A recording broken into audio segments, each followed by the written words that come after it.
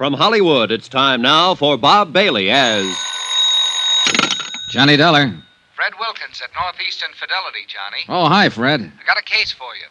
Remember the Alvin Summers embezzlement? Sure, he took off with $75,000 about 6 months ago. Right. We held the bond on him, so we're stuck with it. So? This morning, a guy called from a little town on the west coast of Mexico, Santo Tomas. It was a bad connection, but I gathered he had some information on Summers and wanted somebody to go down there and talk to him. I nominated you. Then he's expecting me, huh? What's his name? I don't know. Well, how do I contact him in Santo Tomas? I'm afraid I don't know that either. You mean I'm supposed to go looking for somebody whose name I don't even know? How come he's so coy? I don't think it's a case of being coy, Johnny. Before we could get very far into the conversation, the connection was broken off at his end. Okay, Fred, I'm on my way.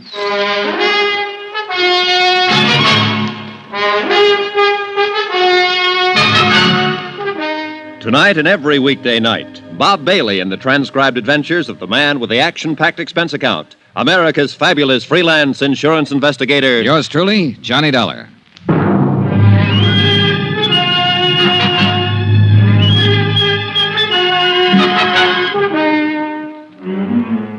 Expense account submitted by Special Investigator Johnny Dollar to the Home Office, Northeastern Fidelity and Bonding, Hartford, Connecticut.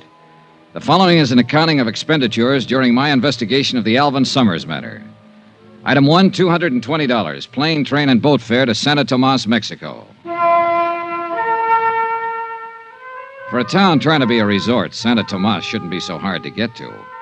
The last lap was by far the worst. A creaky, twice-a-week boat from Mazatlan. And I may be wrong, but it looked to me like the only outfit interested in making a resort out of Santo Tomas was the big new hotel up on a cliff overlooking the sea, the Playa del Mar. The rest of the town just didn't seem to care. It was a sleepy fishing village. A dilapidated pier, a long curving beach with the jungle crowding in on it, and a miscellaneous assortment of adobe shacks huddled here and there, sort of digging their feet into the ground. Even at a distance, the Playa del Mar looked too rich for my purpose, so I checked in at the other hotel. It was an old two-story job in town that I found after carefully detouring around a belligerent rooster scratching up a meal in the street outside. Once inside, I couldn't help feeling that the rooster was better off. It was small, dingy, and hot. I signed the beat-up ledger that passed for a register, and a little character wearing a ragged shirt with no collar, a big grin, and a baseball cap swooped down on me and grabbed my suitcase. Right up the stairs, senor. Okay. Are you the star of the Santo Tomas 9 or something? ¿Qué? The baseball cap. Oh, it's a first-class hotel here. I got to wear a uniform. Oh, sure. Silly of me. Which way? Follow me, senor. You come here to fish? Not exactly. My cousin has a very good boat to hire a cheap. Sorry. Oh.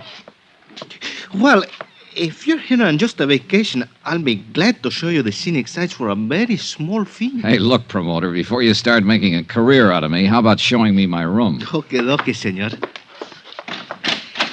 Here. It's a very nice room, no? Oh, sure. Hey, look, can we get a little air in here? Oh, see, I turn on the overhead fan. It's better, no? No. There's a balcony out here? Oh, see, with a beautiful view of the ocean, Senor Dollar. Beautiful.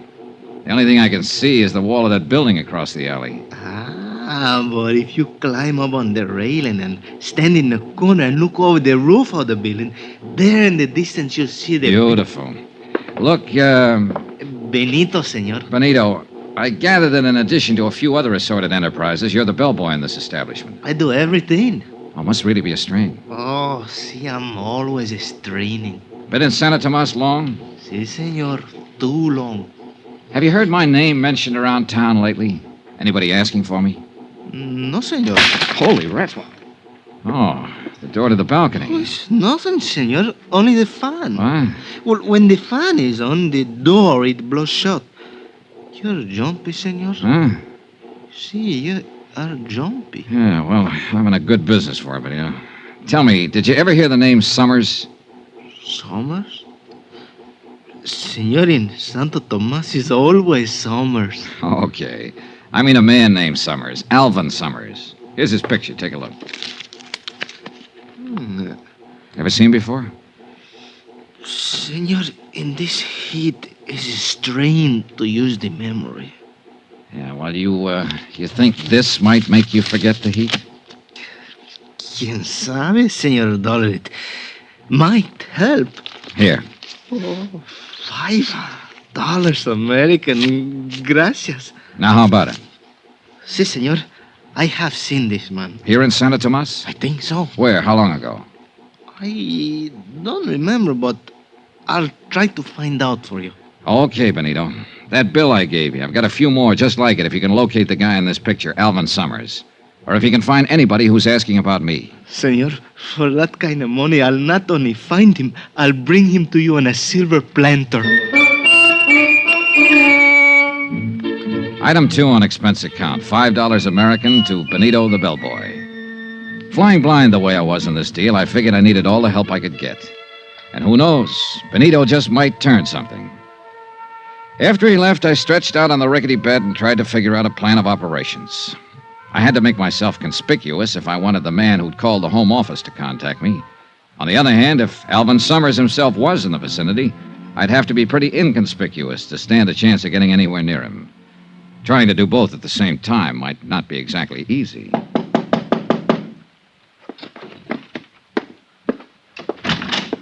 Yeah? Dollar?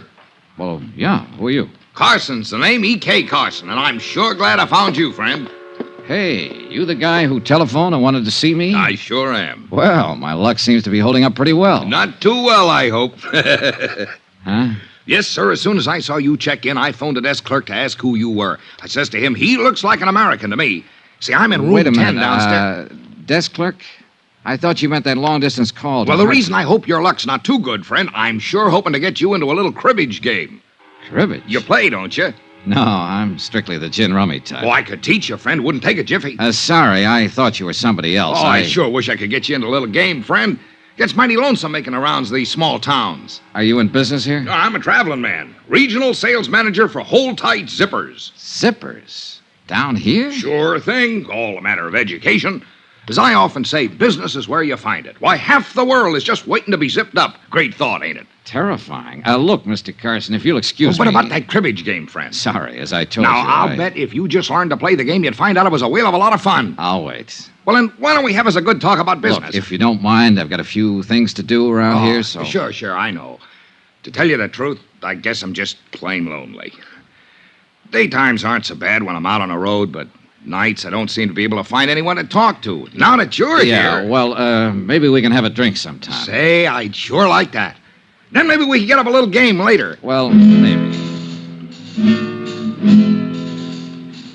I ushered E.K. Carson, the cribbage king, politely but firmly out of the door. I'd figured him for the man who wanted to talk about Alvin Summers, but all he apparently had on his mind was cribbage and zippers. I ambled on downstairs into the cantina next door. I cut my way through the smoke to the bar and looked around. A few tired-looking characters at the tables, and over in one corner, a little fellow bent over a guitar, eyes closed, in a world all his own. Then I saw the girl, 3 stools down the bar from me. But when I looked up again after a drink, she was only 1 stool away. Hi. Hi. Welcome to Santa Tomas. Thanks. Really something, isn't he? Hmm? That guitar player. I saw you watching him. Oh, You know, those guys give me the creeps. They start playing and all of a sudden they're gone. Real far away. I don't think he even knows there's anybody else in here. lucky man, huh? Yeah. It's funny. A cheap, run-down bar like this. Nobody listening to him. Except us. And he's playing like he's on a cloud. Yeah. There's a flamenco singer like that up at the hotel. At night out on the terrace when she starts those wailing songs of hers. She gives me the creeps, too. Up at the hotel, the Playa del Mar? Yeah. Oh, you must be down here to see how the other half lives. You mean to see if anybody lives in this town. I sure picked me a great spot for a vacation. Pretty dull, huh? Real. At least, it has been. Oh? Say, do you know that guy over there? The American at the corner table? Yeah, the muscle man. I sure don't. You, certain? Of course I am. Why? Well, he's been staring at us. Oh. Never saw him before. Of course, I've never been in here before. Maybe he's the bouncer. He sure looks like he could qualify. Well, Look, he's leaving. yeah, I guess we made him self-conscious. I guess I'd better leave, too. Where to, Gloria. Johnny? Johnny. I think I'll go back up to the hotel and change. Then what? I don't know. There's a moon tonight. Got a date?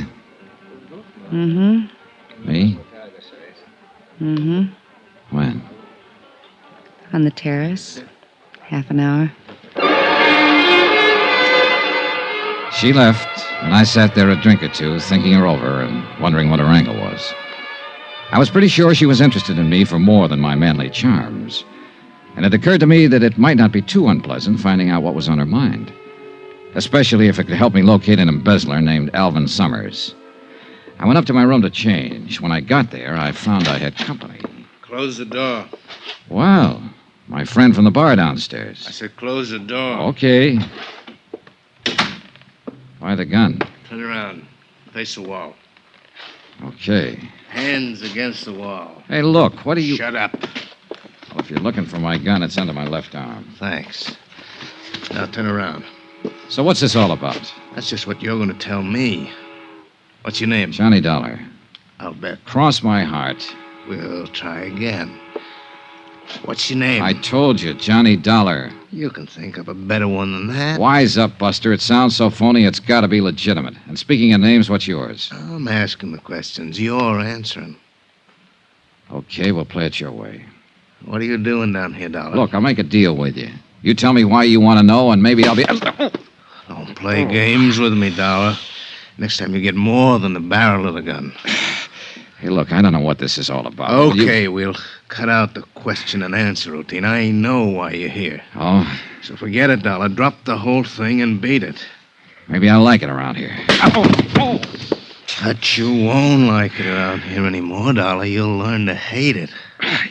You and that gun put up a pretty convincing argument. I'll give it to you once more, Dollar. Slow and easy so you can get it this time. Go on away. Don't ever come back. If you don't go now, you won't ever go.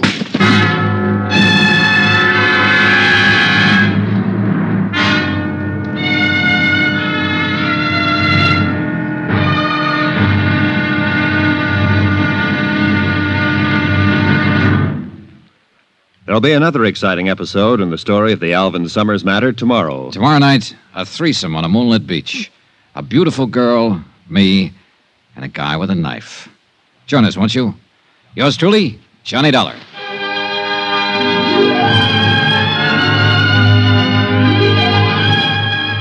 Yours truly, Johnny Dollar, starring Bob Bailey, is transcribed in Hollywood. Written by Robert Reif, it is produced and directed by Jack Johnstone. Be sure to join us tomorrow night, same time and station, for the next exciting episode of Yours truly, Johnny Dollar. Roy Rowan speaking.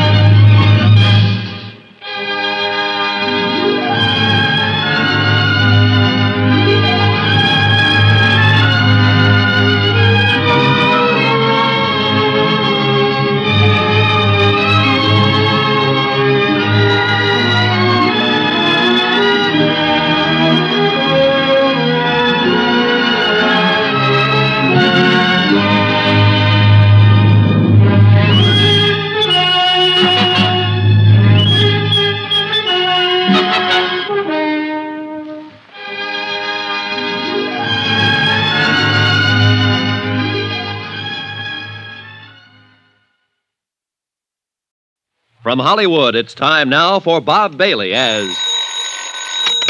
Johnny Dollar. Where have you been, Johnny? I thought we had a date. Oh, Gloria. I'm sorry, baby. I've already had a date. What? Remember the big gorilla at the corner table downstairs in the cantina? The one who kept staring at us? Sure. What about him? Well, he was waiting for me in my room just now. He didn't like the way I parted my hair, I guess, so he changed it with a gun barrel. Johnny, are you all right? Aside from a lump or two, sure. Sounds to me like you need a little nursing, Johnny. I always do. It's beautiful out on the terrace tonight.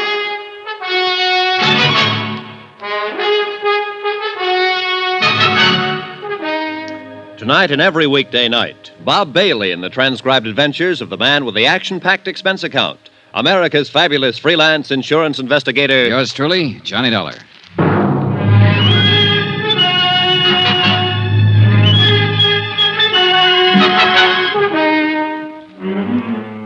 Santo Tomas, Mexico. Expense account submitted by Special Investigator Johnny Dollar. To the Home Office, Northeastern Fidelity and Bonding, Hartford, Connecticut. The following is an account of additional expenses during my investigation of the Alvin Summers embezzlement case. Item 4, $3 American to Eduardo Moreno, M.D., the doctor who dressed the assorted lumps and bruises I'd collected from the strong arm who seemed quite convinced that I should leave town. For a moment, I'd figured he could be the man who was to contact me with information as to the whereabouts of Alvin Summers, the embezzler. But as it turned out, all he wanted to say to me was goodbye, and he said it very convincingly. But Gloria was waiting for me. She definitely seemed to want to get better acquainted. And although I didn't know what her angle was, I figured it might be fun finding out. I left the joint where I was staying and went up to the Playa del Mar, the big expensive hotel overlooking the sea. There was a terrace with some tables and a flamenco singer wailing at the moon. Gloria was at one of the tables. Hi. Johnny, what in the world happened to you when I talked to you over the phone? I'm sorry I'm late, Gloria. You can see by my face I ran into kind of a rough detour. You all right now? Yeah. Johnny, you said it was that man who kept staring at us in the bar where we met? That's the one. Real charming fella. Muscles, too. What happened? I went to my room to change before coming up here. He was waiting for me, worked me over. The general idea was I should leave Santo Tomas in a hurry. But why? I don't know, yet. But somewhere along the line, I'm going to make it a point to find out. Cigarette? Thanks.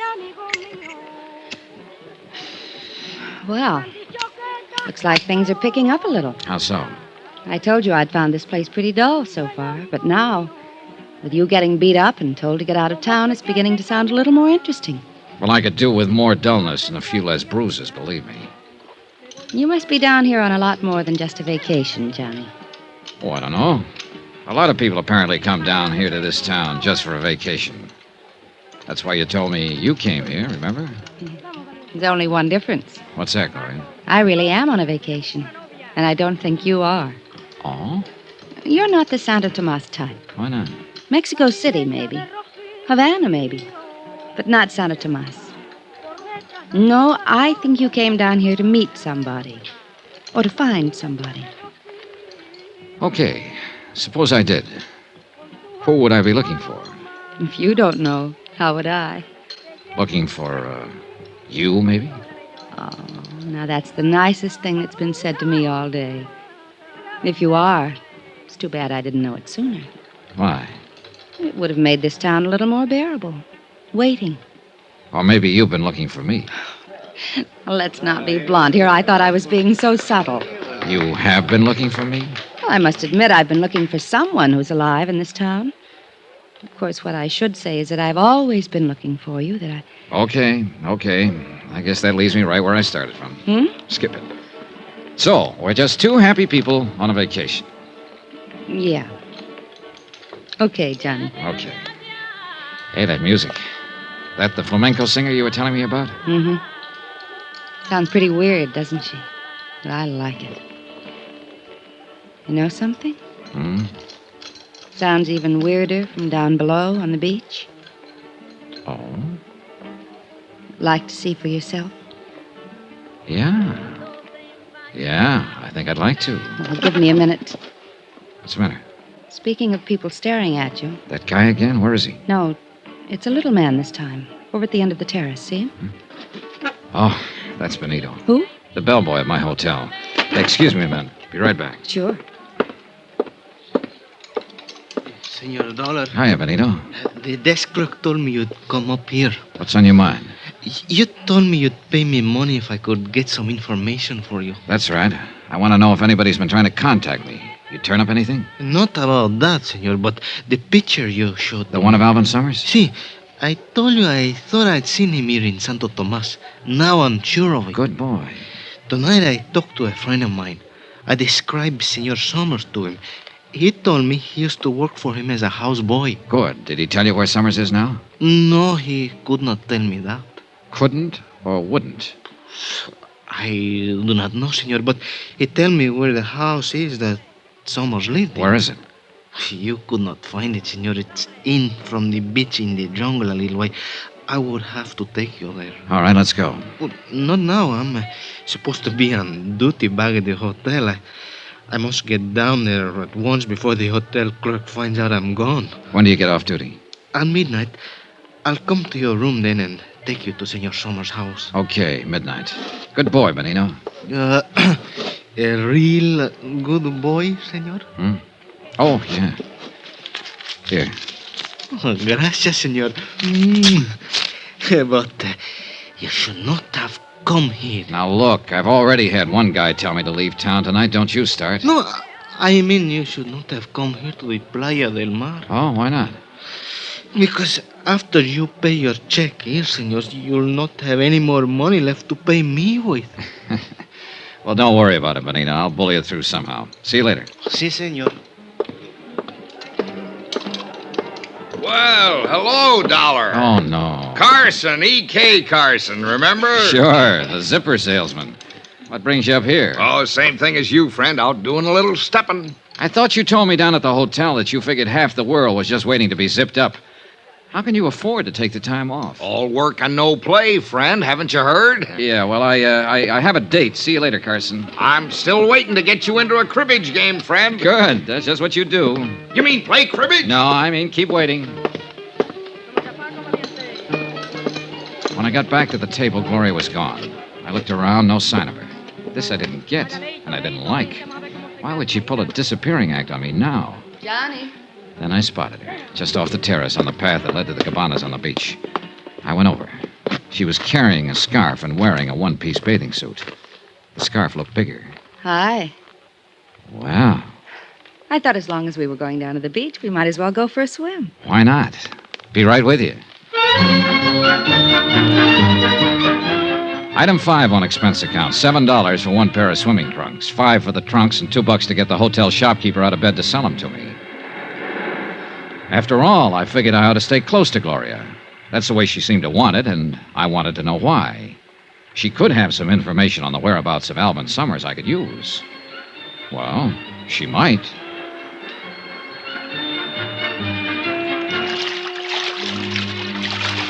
Oh, that was fun. Yeah. Come on, there's a place over against the rocks at the foot of the cliff. Okay.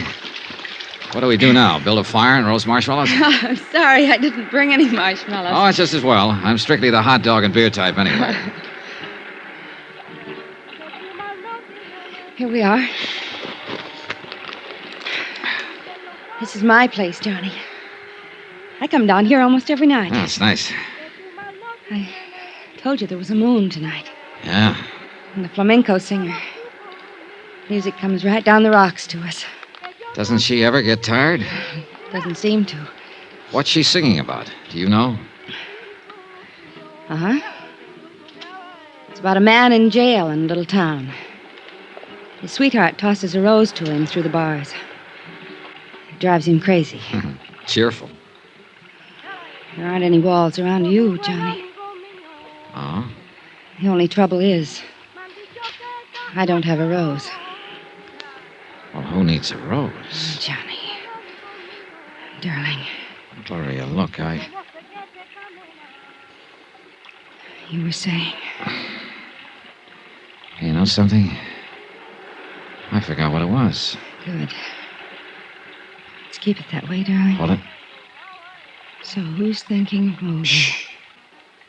What is it? They're in the moonlight coming along the beach. 2 men. Yeah. Take a good look at the one in front. Johnny. Yeah. It's the... The one who worked me over in my hotel room tonight. And it looks like he brought along a stooge with a machete. They're looking for you? Look, get around behind the rock here, then back up the path to the hotel. No, Quiet, Johnny. get going. I'm not Look, going to will leave you Please, Johnny, please. Don't go out there. Now stay out of sight. They can't see us here in the shadows. Gloria, sooner or later I got a little matter to settle with that big ape. It might as well be sooner. No, please. I don't want you to get hurt again, Johnny. I'm not going to leave you. Okay, come on. Let's shift around to the other side of this rock and keep it quiet. Can you see them? Keep your head down. Keep your eyes open. I saw him come down the path about half an hour ago. Maybe it's farther up the beach. Now watch the water. It could be a swim. That was close. Too close. Yeah, Johnny, are you in some kind of trouble? not yet. You seem pretty concerned about me. I am. You sure that was why you didn't want me to tango with him? Of course. You don't know the guy, huh? I told you I didn't. Why? Oh, I was just wondering if maybe he was a friend of yours and didn't want me moving in on him. Johnny, you're talking crazy. I've never seen him in my life before today in the bar of your hotel. I told you I didn't want you to get hurt again. I mean it. Maybe this will prove it. Well, it's a pretty strong argument. Look, Gloria, I hate to, believe me, but I've got to leave. What? Must be almost midnight. So? So there's something I got to take care of. Oh, fine. I know, I'm sorry. Pretty strange vacation you're on, Johnny. Yeah. So, my timing was terrible. But I had to meet Benito, the bellboy, in my hotel room at midnight to find out more about Alvin Summers' whereabouts. I walked Gloria back up to her hotel and headed for mine. It was a couple of minutes after 12 when I got there. I walked into my room and started to reach for the light switch. Then I froze. The moonlight was streaming in through the louvered door to the balcony, and I could see a silhouette against it. Somebody was out on that balcony, crouching against the door. Slowly, carefully, I eased over to it, then suddenly jerked it open. Benito. And I knew I wasn't going to get any more information about Alvin Summers out of him. After all, you can't do much talking when your throat's been cut.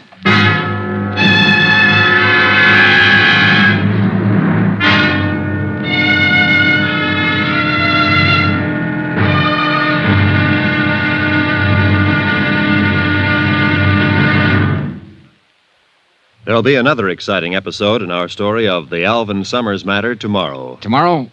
Well, there are some people you just wouldn't want to meet in a dark alley. But sometimes it can't be helped. Join us, won't you? Yours truly, Johnny Dollar.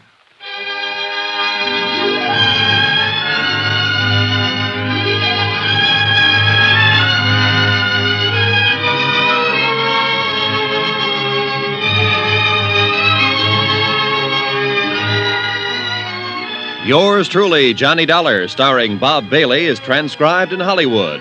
Written by Robert Reif, it is produced and directed by Jack Johnstone. Be sure to join us tomorrow night, same time and station, for the next exciting episode of Yours truly, Johnny Dollar. Roy Rowan speaking.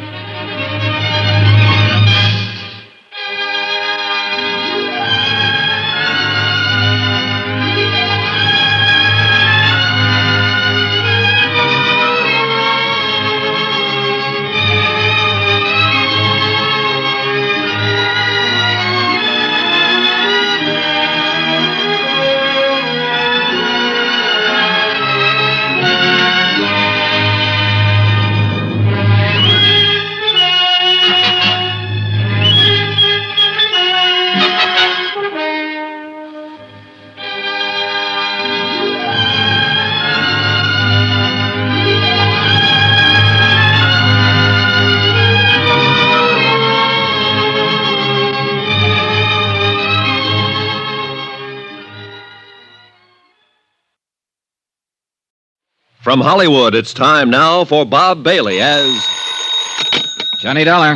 This is Lieutenant Gomez of the Santo Tomas Police Department. Oh, yeah, Lieutenant. I have been trying to reach you for some time. Sorry, I was out making some funeral arrangements. It is about the dead man that I wish to speak to you, senor. Fire away, Lieutenant. What's on your mind? Precisely the question I was about to ask you. What do you mean? Surely I do not need to remind you that Benito Escanza was found dead in your hotel room earlier this evening. You certainly don't. But I've already told one of your cops the whole story. Perhaps. Perhaps not. I suggest that you come to see me so that we can discuss it further. Is that an invitation or an order? Let us call it an invitation. But if you do not accept, we will have to come and get you.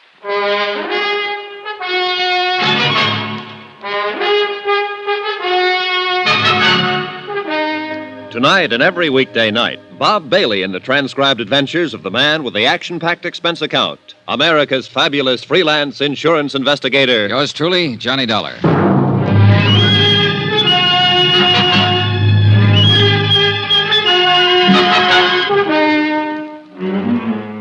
Santo Tomas, Mexico. Expense account submitted by Special Investigator Johnny Dollar. To the Home Office, Northeastern Fidelity and Bonding, Hartford, Connecticut. The following is an account of additional expenses during my investigation of the Alvin Summers $75,000 embezzlement case. Item 6, $25 American. Funeral and burial expenses for Benito the bellboy. Somebody had to do it, and he apparently had no family. After I made the arrangements with the town's undertaker, I went back to my room and received Lieutenant Gomez's polite but firm invitation to drop in on him. So I went on down to police headquarters. Sit down, Senor Dollar. Thanks, Lieutenant. So? So, the autopsy has confirmed the fact that Benito Escanza died from knife wounds. I didn't need an autopsy to tell me that. It was obvious. But what is not obvious is your part in all of this. Look, the story hasn't changed a bit since I told it to your Sergeant Romero. I went back to my room at midnight. I opened my balcony door and in rolled Benito. His throat had been cut. That is the story. As to what is behind the story, that may well be another matter. For instance? For instance, in a case such as this, everyone is a potential suspect. Everyone, including you. Isn't this being pretty ridiculous, Gomez? Is it? Then perhaps you would be kind enough to tell me if there was some legitimate reason Benito had his throat cut in your hotel room. Well, in the first place, if you're interested in alibis, I've got one. Indeed? Indeed. I was with a girl named Gloria Harris up at the Hotel Playa del Mar all evening. You can check that. Oh, you may be quite certain that I am checking on all your activities this evening, senor. In the second place, if you're interested in motives, I don't have one. No? Why would I want to kill Benito when I was hoping to get some information from him? Information of what sort, Senor Dollar? Oh, I guess I better start at the top, Lieutenant. Here's my card. You are an insurance investigator. That's right. About 6 months ago, a man named Alvin Summers up in the States embezzled $75,000 from the company he worked for. The outfit I'm representing in the deal wrote the bond on him, so they were stuck for the money. $75,000. A couple of days ago, they got a long-distance phone call from down here in Santo Tomas. The man who called claimed that he had information about Alvin Summers. That's why I came down here. Now, who was the man who telephoned? We don't know. I came on the chance that he might contact me here, or that I might get some kind of lead on Alvin Summers' whereabouts. And have you? No, on both counts. Benito said he knew about a place where Summers used to live. He was going to take me there tonight. But apparently somebody had other ideas, and a knife to back them up. I see. And nobody has tried to contact you? Oh, sure. Several people have, but always for the wrong reason. First, there was a man named Carson, a zipper salesman. He contacted me for the purpose of setting up a cribbage game. Cribbage? What is this cribbage? Well, now, that's something I hope I never find out. Hmm? Then there was a strong arm who bounced me around with a gun barrel and suggested politely that I wanted to leave town. Oh? What did he look like? Well, he was heavy in the shoulders, thick neck, low forehead, short dark hair, scar over the bridge of his nose. Scar? That would be Senor Kraus. You know him? I know him by sight. Well, who is he? What's his pitch? That is something I do not know. Senor, you must understand that Santo Tomas is a rather strange town and a dangerous one. Come in. Lieutenant. Can't you see that I'm busy, Sergeant Romero? What is about Senor Dollar? Oh? Well, what is it? Well, I have talked to a Senorita Gloria Harris at the Hotel Playa del Mar. She said that Senor Dollar was with her throughout the evening. Very well, Romero. One thing more. We have just arrested a man, American tourista, Senor Carson. I will talk to him when I have time. Hey, wait a minute. That's the zipper salesman I was telling you about. Indeed? Yeah. Hey, look, maybe he ties into this deal after all. What's the charge? Romero? Is disturbing the peace. Oh, great. Just when I thought I had a lead. What's the matter? He got a few too many under his belt, maybe? Well, Romero? Here's the report. The Senor Carson is outside. Gracias. That will be all. I will talk to the man. See, Lieutenant. Senor Donald, if you know this man, perhaps you had better come with me. Okay. Dollar! Say Hey, I'm sure glad to see you. Hiya, Carson. What seems to be the trouble? Well, it wasn't as much as they made it, Dollar. Fella goes out stepping. Sometimes he, well, you know. Hey, he steps a little too far. Well, I was only having a little fun. Senor Carson, this report states that you are at the Hotel Playa del Mar this evening. That's right. But now, It Lieutenant... further states that you became increasingly noisy and that at one point during a dance by an entertainer, you grabbed a serape from one of the musicians and attempted to join in the dance. Now, Lieutenant, maybe I was a little out of line, but honest, Further, that when the dancer refused to dance with you, you chased her around the patio several times. Trying to sell her a zipper, maybe? Oh, no, Dollar, let up on a guy, will you? And that finally, when the musician attempted to get his serape away from you, you broke his guitar over his head. Say, when you get going, you're a real tiger, aren't you? Are these things true, Senor Carson?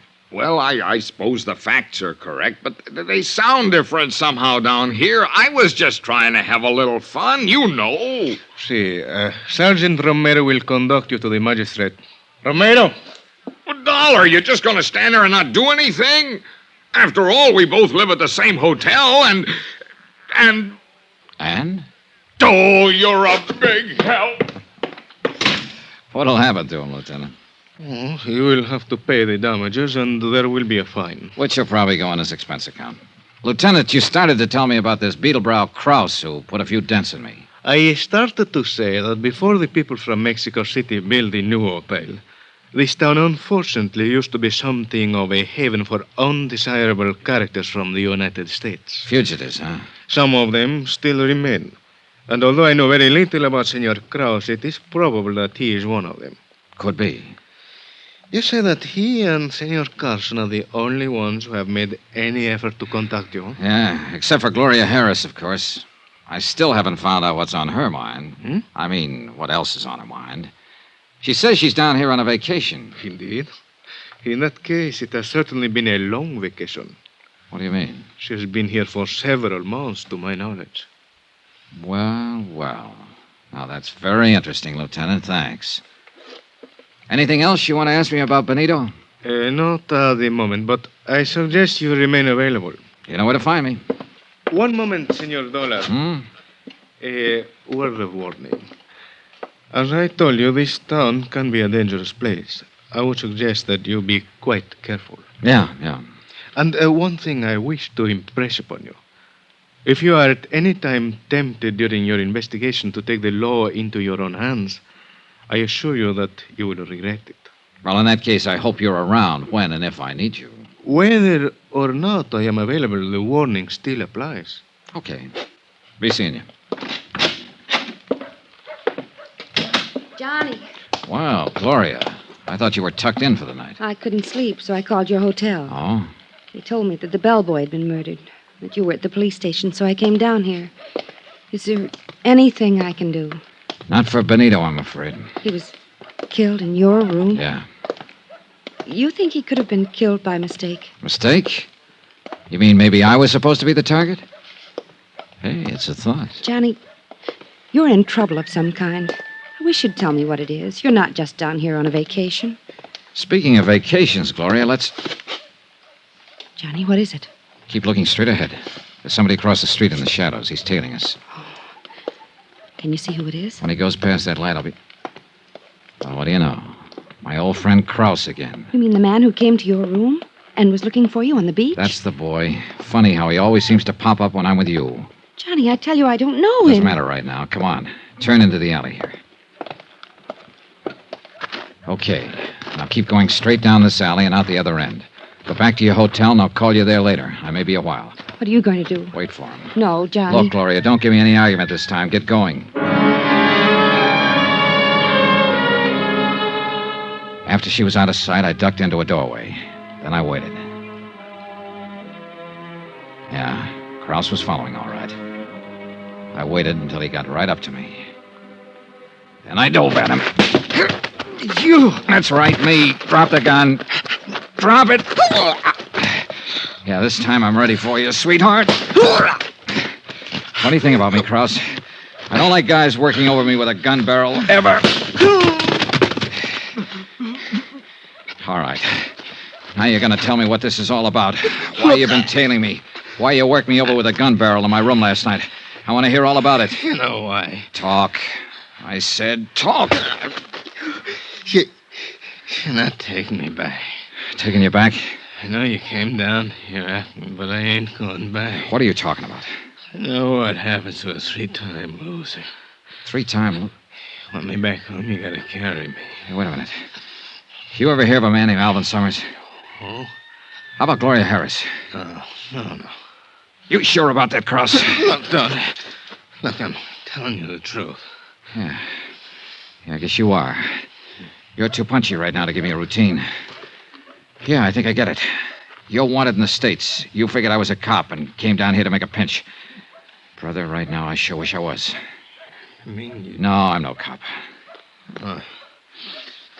Guess I made a mistake. You sure did, Buster. No hard feelings? Oh, no, not at all. I just love the feel of a gun barrel whipping across my face. Krause, I got a nice little piece of advice for you. Next time, you better find out what the score is before you jump into the ball game.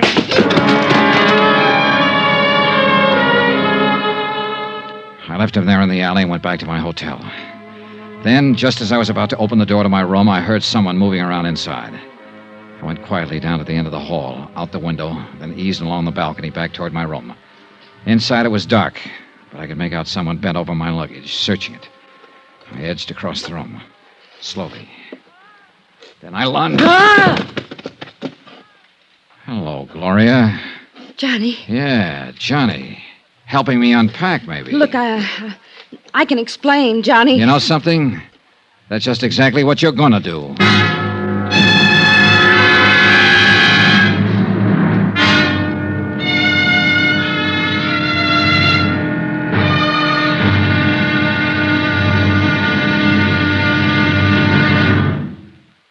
There'll be another exciting episode in our story of the Alvin Summers matter tomorrow. Tomorrow night, how to fall into a trap in one easy lesson.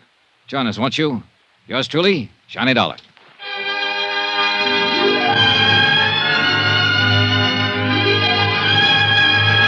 Yours truly, Johnny Dollar, starring Bob Bailey, is transcribed in Hollywood. Written by Robert Reif, it is produced and directed by Jack Johnstone. Be sure to join us tomorrow night, same time and station, for the next exciting episode of Yours truly, Johnny Dollar. Roy Rowan speaking.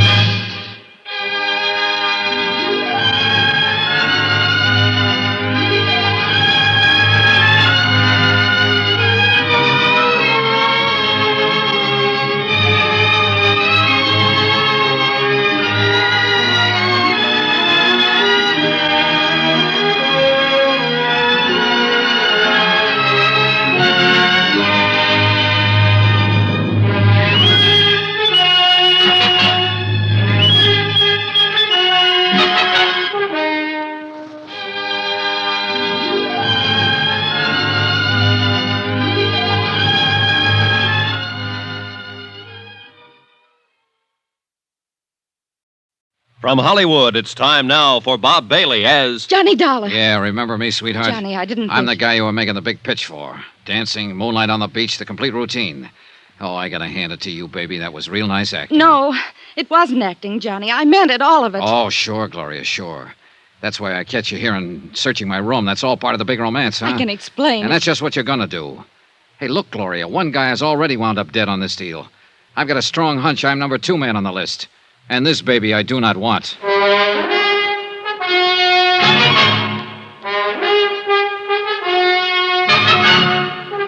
Tonight and every weekday night, Bob Bailey in the transcribed adventures of the man with the action-packed expense account, America's fabulous freelance insurance investigator. Yours truly, Johnny Dollar.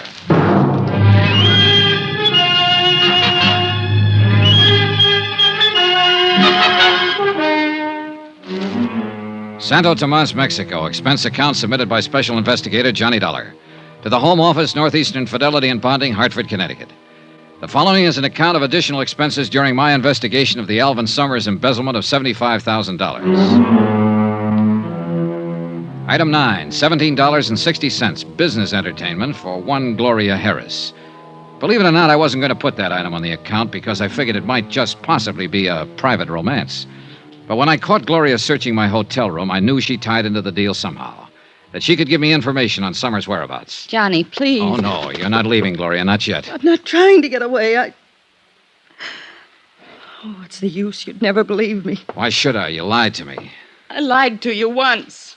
Only once. When I told you I'm here on a vacation. I'm not. Surprise. The truth is I'm stranded down here. Stranded? Oh, sure. That's why you're staying at the Playa del Mar, the most expensive hotel in town. I don't mean no money. I mean no passport. Oh. It's true. You got a cigarette, Johnny? Yeah, here. Thanks. Yeah.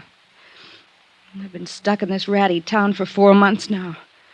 Just hoping every day that I could figure out some way or find somebody to help me get back to the States. How come you picked this town? Assuming I believe you.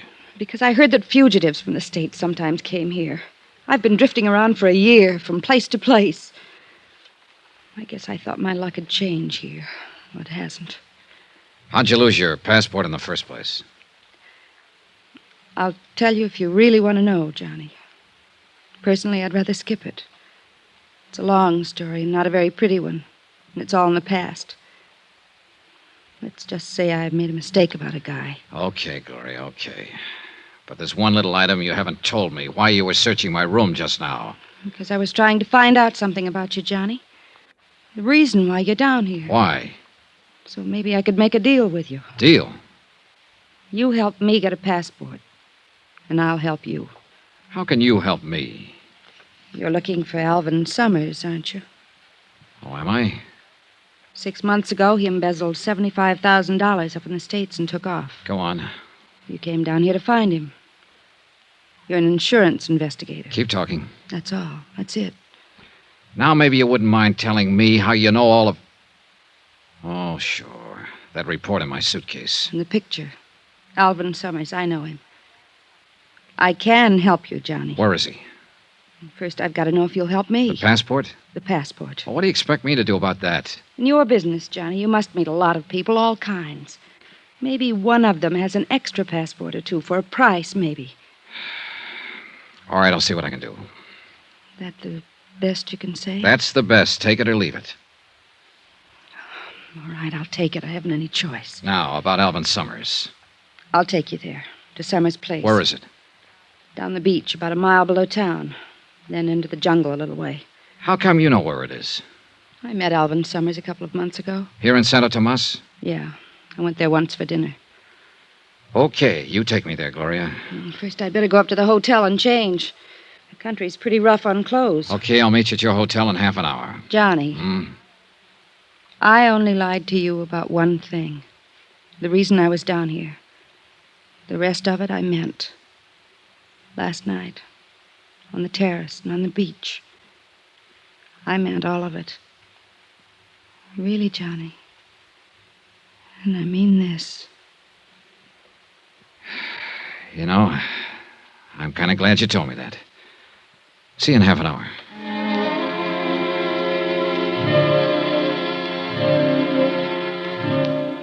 I stayed there a while after she left, going over the case in my mind. Maybe she was telling me the truth. But whether she was or not, I had to follow up any lead I could find, because I was getting nowhere the way things were. Half an hour later, as I was starting out of my room to go pick her up, my phone rang. It was a long-distance call from the States. Fred Wilkins at Northeastern Fidelity, Johnny. Hi, Fred. Well, how's the fishing down there? Fishing? As a matter of fact, it hasn't been so good so far, Fred. Ah, that's too bad, but I'll bet the swimming is all right, huh? Whoa there, what's eating you? I didn't send you down there for a vacation. Well, you got a great sense of humor. You should see this place vacation. Then what have you been doing down there? Well, what do you think I've been doing? I've been looking for whoever it was that telephoned you and said he had information on Alvin Summers. Couldn't have been looking very hard. He called me again this morning. He what? That's right. He wondered if I'd sent anyone down there yet. Hey, look, Fred, this guy is not easy to find, believe me. And I think I know why. Obviously, somebody doesn't want him to talk, and that somebody could be Alvin Summers, about one jump behind him. Summers, you think he's around there? Could be. I'm leaving right now to find out. I've got a lead on where he lives. There's somebody at the door. I'll call you when I get anything. Do that. Brother. fishing. Oh, Lieutenant Gomez. Well, look, I'm in sort of a hurry right now. This will not take long. Okay. What is it, Lieutenant? Early this morning, one of my men found Senor Kraus in the alley. How is he feeling? He had been badly beaten. He would not tell us anything, but it was fairly obvious who had done this to him. So? So, the last time we talked, Senor Dollar, I warned you not to attempt to take the law into your own hands. Now listen, Gomez, if you think I'm going to take a pistol whipping like he gave me and not do anything about it, you Do gotta... not misunderstand. I care nothing about Kraus personally or what happens to him. I'm thinking about something more important. For instance? You are looking for Alvin Summers, a man who quite obviously does not want to be found. So? So, when you find him, it is quite possible that there will be trouble. Granted. But let's face a few facts, Lieutenant. You and your boys can't help me. You're in charge of the Santo Tomas police force, all 2 men. And I imagine you've got a few other things on your mind besides an embezzler from the States and an insurance investigator. That may So well that be means true. I've got to do it on my own. Very well, Senor Dollar. This morning I attended the funeral of Benito Enscanza, who was killed because he had information about Alvin Summers. If you find Summers and take the law into your own hands again, I fear I may have to attend another funeral. Yours. That's what I liked about Gomez. He was the cheerful type. Well, I picked up Gloria at her hotel and we headed for Summers' place. We walked down the beach about a mile below town. The beach kept narrowing as the jungle crowded closer and closer to the water. This place is in from the beach a ways. There's a little path pretty soon that leads in. You could walk right by it and never see it. Here it is. And that's just what we'll do. Hmm? Walk right by it. I don't want to lead anyone else here. There's nobody else on the beach. I'm not talking about the beach. That's a regular jungle in there. 20 people could be watching us, so we'd never see them. Oh, I guess so. Okay. Now we'll go in here, then work our way back to the path. Brother, this is pretty thick in here. Yeah. Oh, when you're walking through thick brush like this, you always feel like somebody's watching you. Imagination gets pretty strong sometimes. I think it's a little more than imagination. What do you mean? Stop a minute. Listen. I don't hear him. Shh.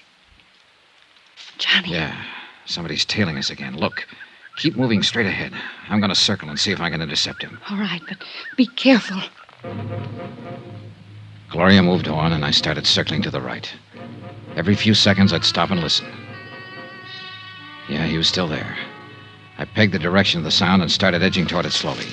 Then my foot caught on a butt. I scrambled to my feet and kept going in the same direction. There was a small clearing ahead. I reached it, stopped, and listened. Nothing. Whoever I was chasing seemed to know the country better than I did. He'd disappeared.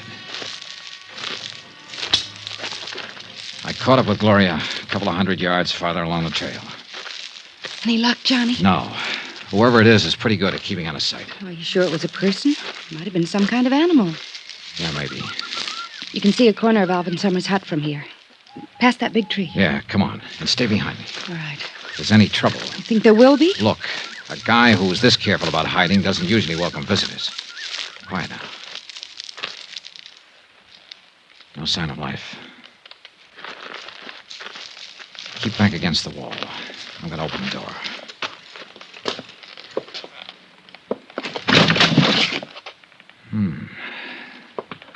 Okay, Gloria. Nobody home, huh? Nobody home. Well, he seems to have a pretty comfortable place here. You like to live in jungles.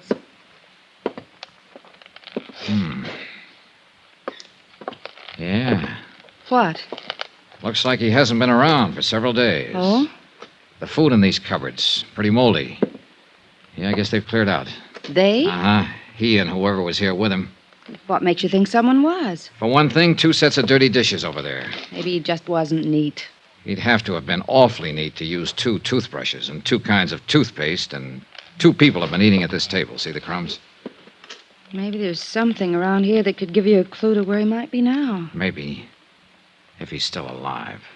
What do you mean? You think he isn't? Oh, I don't know. But if somebody else was living here, too, it could mean he had a partner in this deal. And it's a funny thing about that kind of playmates. Sooner or later, they start quarreling about who's going to hold the marbles. $75,000 worth in this case. Johnny, if he is dead, that leaves you nowhere. Maybe not. Hey, listen. What? Yeah. Sounds like our shadow is somewhere outside. Keep talking, Gloria. Normal tone. I'm going out the back way and see if I can spot him. Why don't you look around the hut, Johnny? Gloria kept up a line of patter while I slipped out the back door and into the brush. I listened. You want me to do anything? Nothing but the sound of Gloria's voice. Johnny? He had to be somewhere near. But where? I worked my way around to the front of the cabin, still under cover. No sign. I kept on around the other side. Then, as I started to climb over a fallen tree trunk, I saw a shadow out of the corner of my eye. Hold it. Don't turn around. The voice was behind me. I could see the rest of the shadow now, a hand with a gun. And I knew it was zeroed in on my backbone. I said hold it. I'm holding. Drop your gun. Kick it backwards, quick. Hey, look, whoever you are... Don't turn around. Okay. And don't try to move. Mind telling me... Keep your eyes straight ahead. Any move at all, it'll be your last.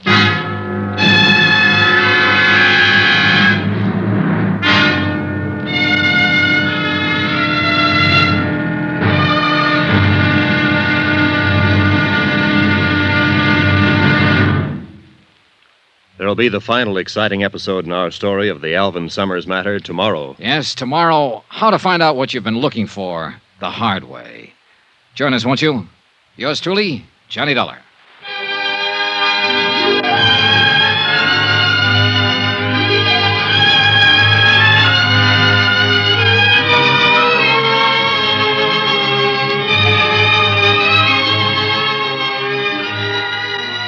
Yours truly, Johnny Dollar, starring Bob Bailey, is transcribed in Hollywood. Written by Robert Reif, it is produced and directed by Jack Johnstone. Be sure to join us tomorrow night, same time and station, for the next exciting episode of Yours truly, Johnny Dollar. Roy Rowan speaking.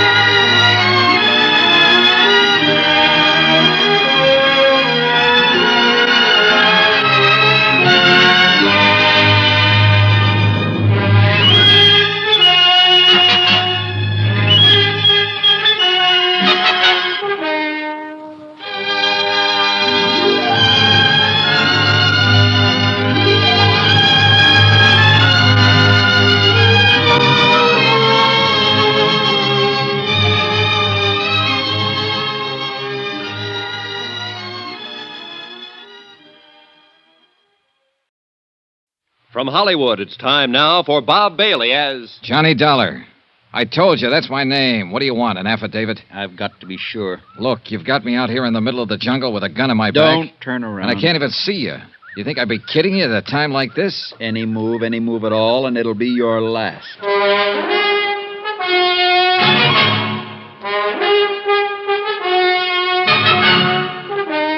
Tonight and every weekday night, Bob Bailey in the transcribed adventures of the man with the action-packed expense account, America's fabulous freelance insurance investigator... Yours truly, Johnny Dollar.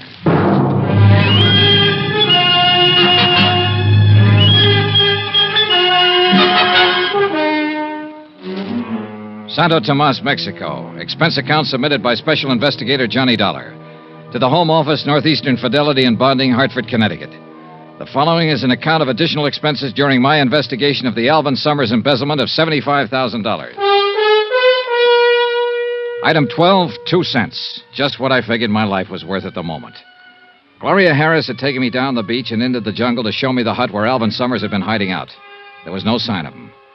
But I heard a noise outside in the underbrush and went out to investigate. I didn't see a thing, but I felt something. A gun barrel pressing against the back of my neck. I want to talk to you, Dollar. Well, you've got a quaint way of arranging a conversation, believe me.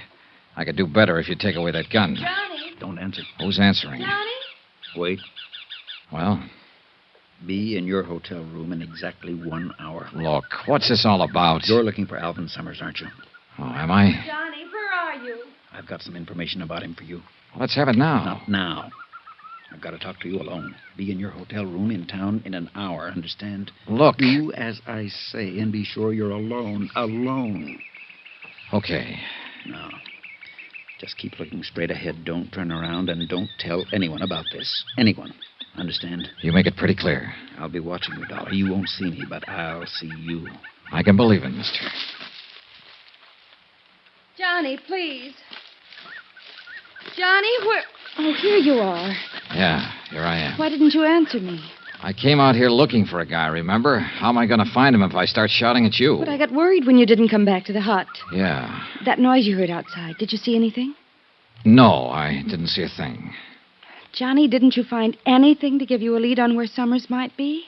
I don't know. But you said if I helped you find him, you'd see what you could do about getting me a passport back to the States. Yeah, sure.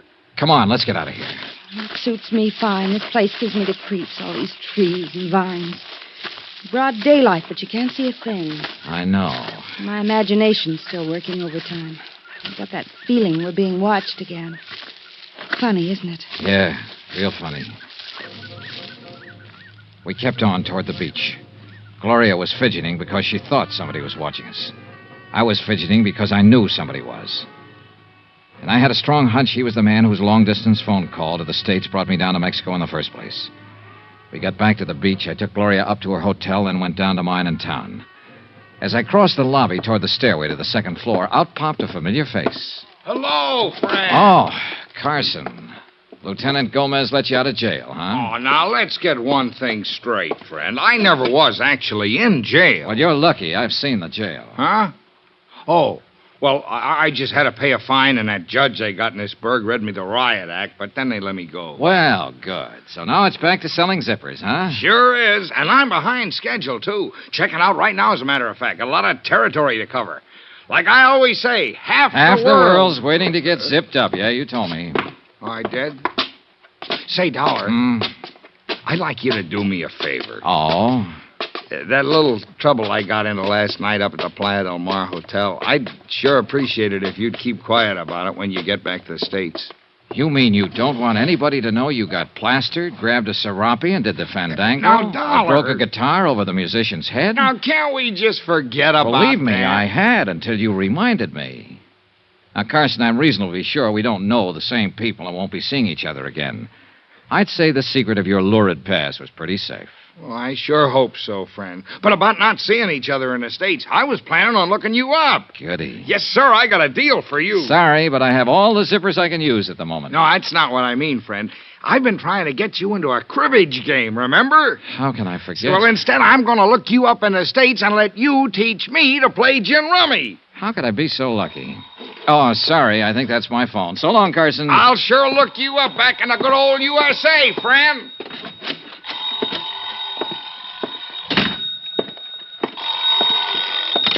Hello? Hello? Hello?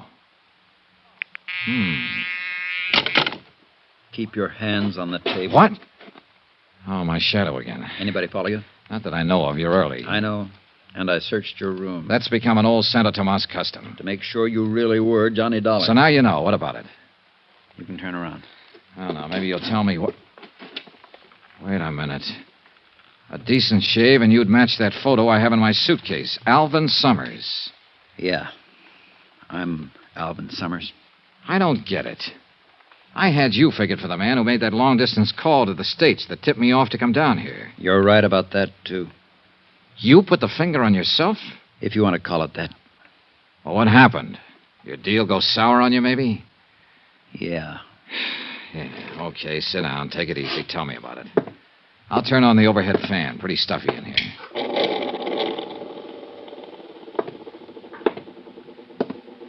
Dollar, that phone call you got just now. Hung up. Clerk downstairs must have rung the wrong room. Or somebody was checking to see if you were here. Could be. Okay, suppose you start from the top. What was that? Relax. What are you... Just one of the charming features of this room. You turn on that big overhead fan, it slams the balcony door. Oh, well, turn it off, will you? I'm kind of edgy. Yeah, sure. You asked me if my deal had gone sour. It went very sour. Oh, I had it all figured out. I was planning it for a year. I was going to embezzle the $75,000 and really live big. Yeah. Instead of that, I spent all my time hiding. Mexico City, Cuernavaca, Tampico, you name it, I was there. Always undercover, always hiding. Did you ever spend much time hiding, Dollar? No, not much. Oh, it's a great life. Great. Every time somebody looks at you on the street, you're sure he's after you, tailing you. You wake up in the middle of the night, you see a shadow outside. Turns out to be just a bush, but you spend the rest of the night sweating. Finally, I just couldn't take it anymore. The rest of my life that way. You know, Summers, a lot of guys figure that out before it's too late. Too bad you didn't. Yeah. So, finally, I phoned the bonding company, long distance. I knew they'd send an investigator.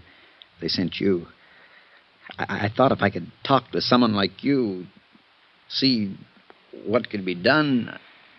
There's only one thing can be done at this point, Summers. Come back with me to the States. Bring back what's left of the money. $60,000. That'll help. But you know there can't be any deal. Yeah, I guess I always knew that. Here, take the gun. Thanks. Now, what about the money? It's in a safe deposit box in Mexico City. Here. Here's the key. One thing I don't get, though, Summers. Yeah? You wanted me to contact, but you were sure playing hard to find. Well, I had to be careful.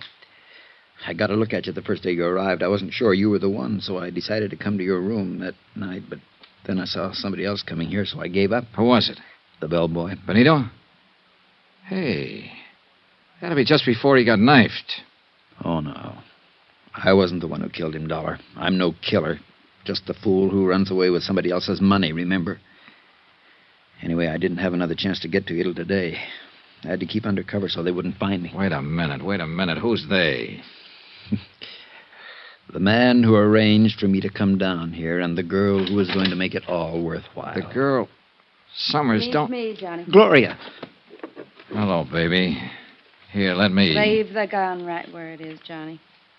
Put that safe deposit key on the table. I guess you're calling them. Thanks. And it all adds up. You found out Summers here was planning to turn himself in. You didn't want that money to slip through your fingers. But Summers disappeared from his hideout. You couldn't find him, so you figured you'd let me find him for you. That's right. And it worked.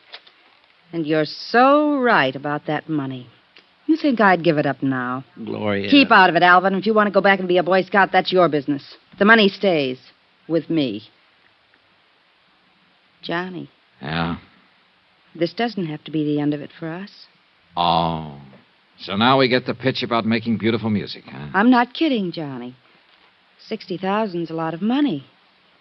You know, you put on quite an act. Maybe I believed a little bit of it. But if I did, I quit the moment you walked through that door just now. Okay, Johnny, that's enough. I thought maybe you'd be smart, but if you won't, you leave me no choice. No, Gloria, don't. Gloria! The balcony. Out on the balcony. Hold it! Carson. Stay right where you are, friend. Oh, shut up. She's dead. She crossed me. You and she were working against each other. She wanted me to lead her to Summers. You wanted to find him yourself. That's right. And Summers, you took a lot of finding. That's why you killed Benito the bellboy, to shut his mouth. Then you went up to the big hotel and clowned around so you'd get arrested and that way set up an alibi for the evening. I was pretty proud of that little idea, Dollar. And it's all worked out just the way I wanted it. You see, right from the start, Carson was holding all the trumps. They were made out of lead, and I knew he was going to start dealing them any second. Then I remembered the overhead fan. The switch was right next to my elbow. The balcony door was open, and Carson had his back to it. What are you doing? Just turning on the fan. I need some air. Can you blame me? Yeah. You're sweating, aren't you, Dollar? What's the matter? You losing your nerve? Well, it really doesn't matter. What the... The door slammed. Carlson whirled, and I knocked the lamp off the table. By the time I hit the floor, my gun was out.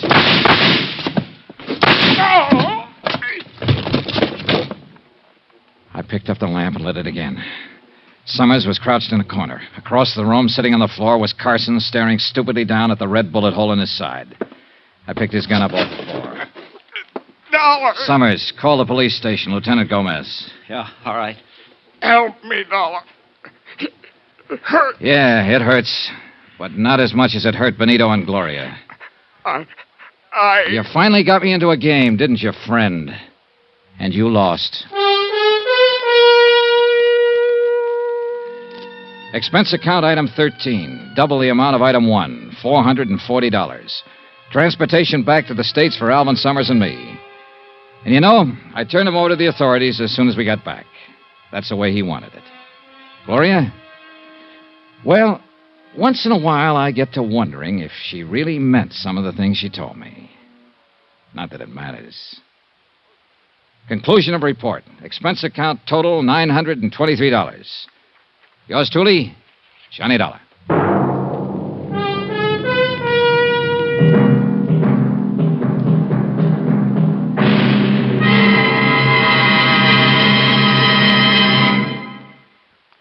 Remember, please, there'll be a new exciting story on Johnny Dollar beginning next Monday. Next week, the Valentine matter. And believe me, it's not the kind of Valentine you'd wish on even your worst enemy. Join us, won't you? Yours truly, Johnny Dollar.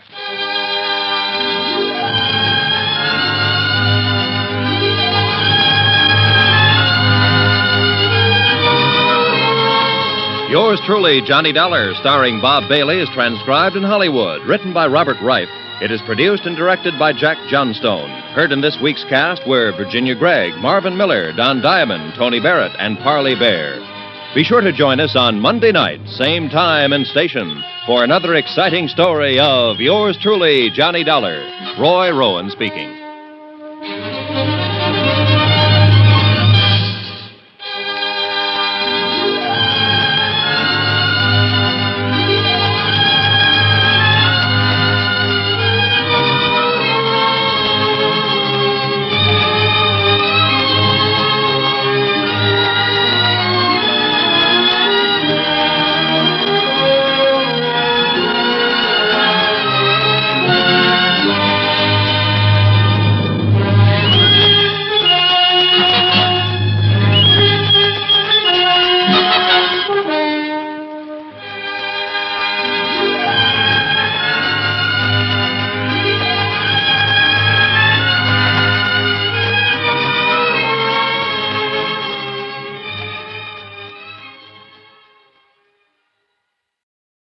From Hollywood, it's time now for Johnny Dollar. Roy Vickers, New Britain Mutual, Johnny. Hi, Roy. How'd you like to try some Creole cooking? Okay, what's up? One of the bellhops at the St. Agnes Hotel in New Orleans had quite a time last night. He opened the safe and walked out with $7,500 in cash and a diamond necklace worth a cool $25,000. So help me, Roy. I didn't know bellhops had so much fun. That isn't all. He also stole a station wagon belonging to the hotel manager, not to mention the manager's wife. What do you want back? Mainly that necklace. It's the property of one of our clients. She was stopping at the St. Agnes and had it stowed in the hotel safe. Any line on the bellhop? Not a trace so far. The wife? Don't be funny. Can you hop a plane down there and see what's happened for us? Sure, Roy.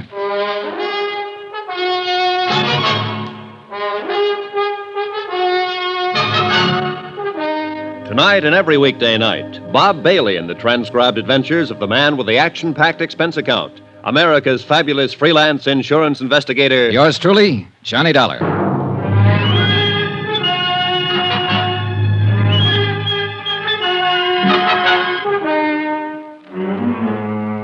Expense account submitted by Special Investigator Johnny Dollar to the New Britain Mutual Insurance Company, Hartford, Connecticut. The following is an accounting of expenditures during my investigation of the Valentine matter. Expense account item 1, $175 and no cents. Airfare and the incidental costs it takes to get from Hartford to New Orleans.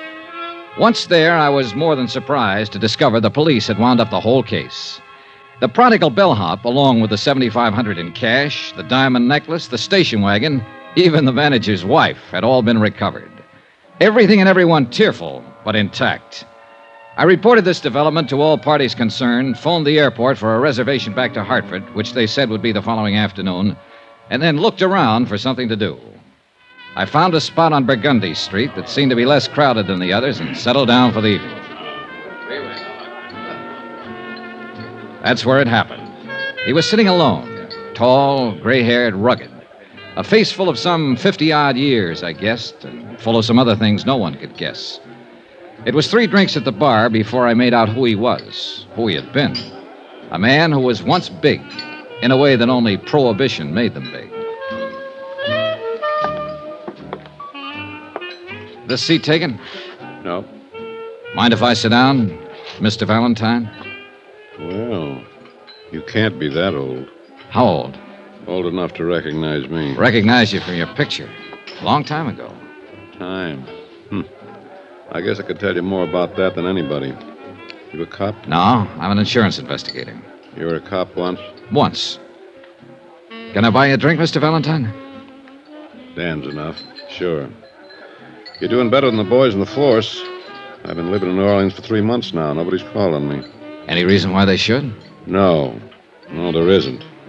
But then no one's ever figured out a way to stop a policeman from making a visit when he wants to. That's true. That's a funny thing. There's a lot of policemen I've liked in my day. Visiting policemen. That is, on certain days. You're too young to remember much about it, Dollar, but a long time ago, a bunch of old women made a law called the Volstead Act. Sure. Prohibition. Everybody heard about it. Including the old women who passed the law. You see, this law was supposed to be for the other guy, not for them. Anyhow, a lot of people started bottling up violations of this Volstead Act. You tired? No, not a bit, Dan. Well, it got me a lot of money and a lot of trouble. 13 years for income tax evasion, finally. Ended just 3 months ago when I came here to live happily ever after. Funny. No. New Orleans is a nice, quiet place to live.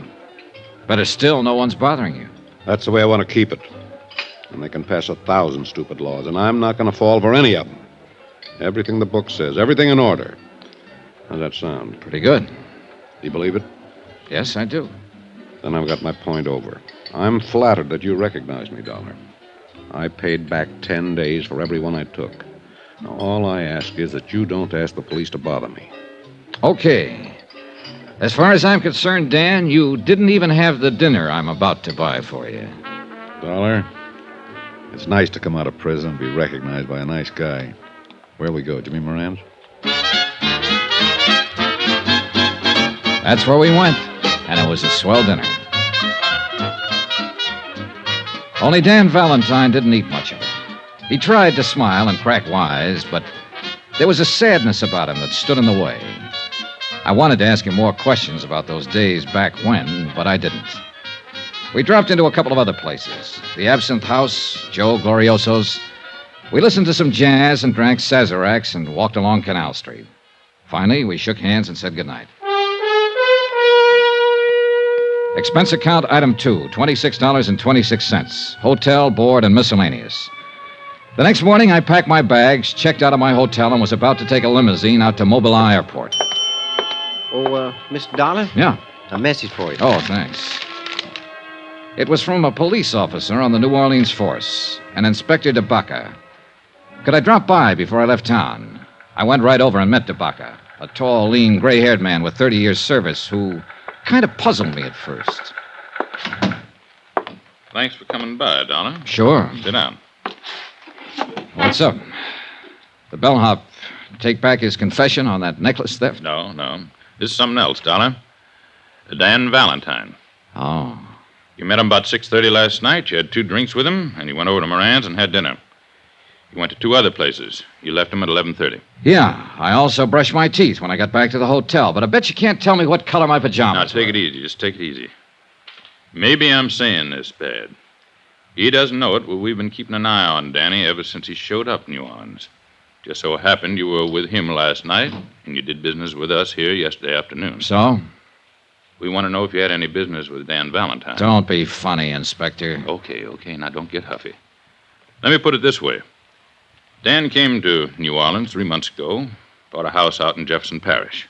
He hired a housekeeper, bought himself a little car, took up fishing every afternoon or just walking. Nothing wrong with that? No, of course there isn't. We liked it fine. The boys in the car drive by now and then to look at him. Just look. No questions, no knocking on the door. When we see Danny in town, we turn the other way. Just look, you see? Sure. Now, he doesn't have any visitors. No old pals from Chicago or New York or Detroit come to see him. He lives alone. And he likes it. That's what he told me.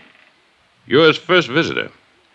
Now, I just wondered. You wondered wrong, DeBaca. Okay. I had to ask about it. You know how it is. Yeah. Excuse me. Yeah? Okay. Right on cue. Your pal just stopped a couple of bullets. Huh? Danny Valentine. Come on.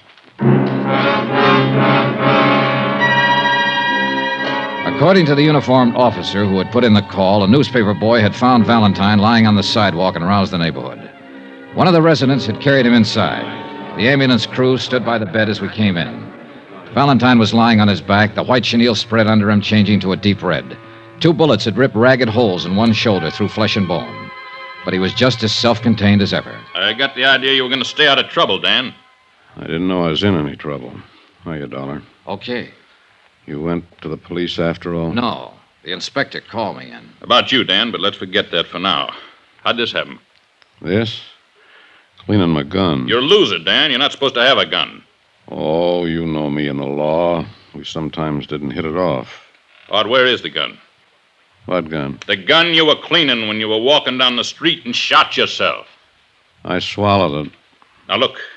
Somebody's taken a couple of shots at you, Dan. Nobody can tell us anything about it but you so far. We don't want you murdered. Well? Okay, boys. Get the ambulance back. Wait a minute. You're hurt. You're going to the police hospital. No. I've served my time and I'm clean. Being shot at even in this state doesn't make you a criminal. Dollar. Yeah, Dan. Do me a favor. Would you phone a private hospital and have me taken there? Go ahead, Johnny. Take it easy, Dan. I did as he asked. A crew from one of the large private hospitals was out there in a matter of minutes. And an hour and a half later, Dan Valentine was operated on and the bullet successfully removed from his shoulder.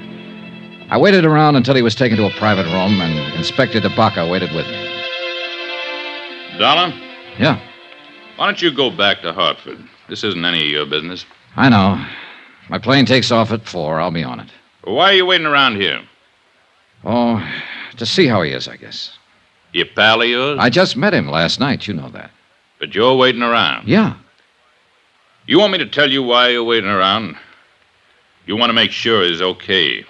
You met him last night, and outside of what you ever read or heard about him, you don't know him from a load of coal. But you want to make sure he's going to be all right. Well, so do I. Because in that room and on that bed lies quite a man. Well, that about summed it up.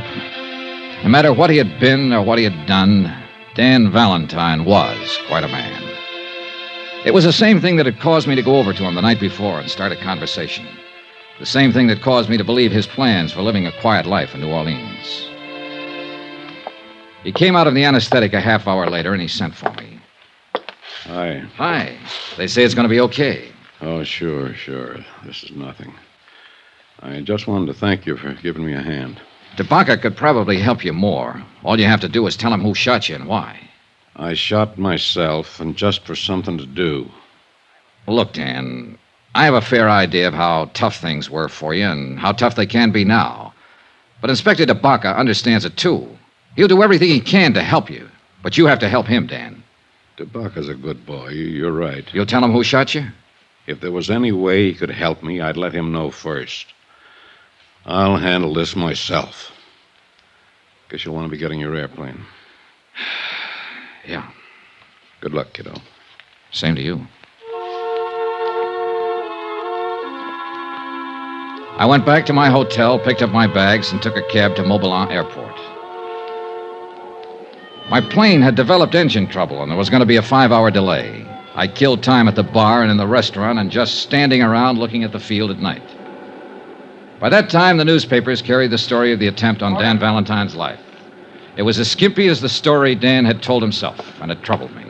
Mr. Dollar. Yeah? Long distance call for you from Hartford. You can take it right in there. Oh, thanks.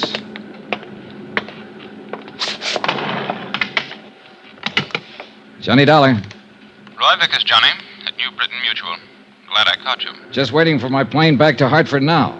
This story about Dan Valentine's in all the papers up here. Have you read it? Yeah, I was in on it in a way. Somebody shot at him today. He won't tell who. Says he'll handle it himself. Can you find out, Johnny? I don't know. Why? We carry a $50,000 policy on him. If somebody's trying to kill him, we'd like to know all about it. You mean I can stay here and work on this? Yes. Okay, Roy.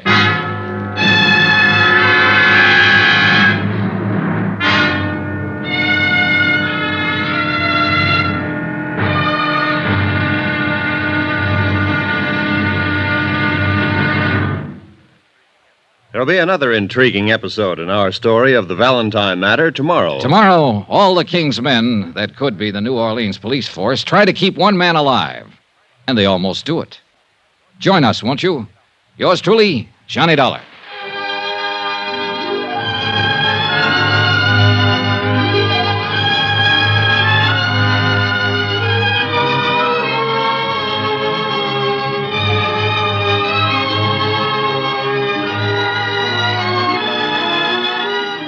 Yours truly, Johnny Dollar, is transcribed in Hollywood. Written by John Dawson, it is produced and directed by Jack Johnstone. Be sure to join us tomorrow night, same time and station, for another exciting episode of Yours truly, Johnny Dollar. Roy Rowan speaking.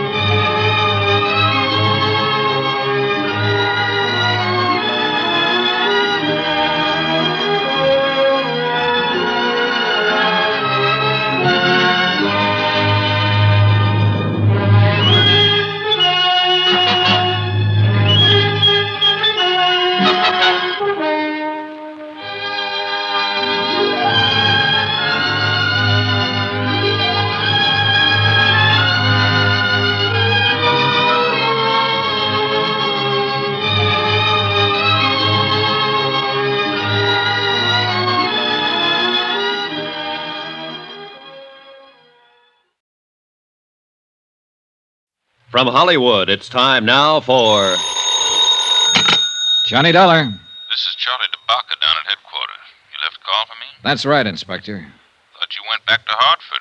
What now? The company I represent happens to hold an insurance policy on Dan Valentine. They asked me to stay here in New Orleans and look into this attempt on his life. How'd they hear about it so fast? Well, it was in all the papers and on the wire services. Valentine's always been news, ever since Prohibition. Yeah, a guy like him would be. Well, you know as much as I do, Dollar. No lead yet. He's still quiet about the whole thing? Just like a mouse who won't open up, except to say he'll take care of it himself. Maybe it'll help matters when he finds out the insurance company's interested. You know something? What? I don't think me, you, the whole force, the insurance company, or anybody else can keep that bird alive unless he helps us.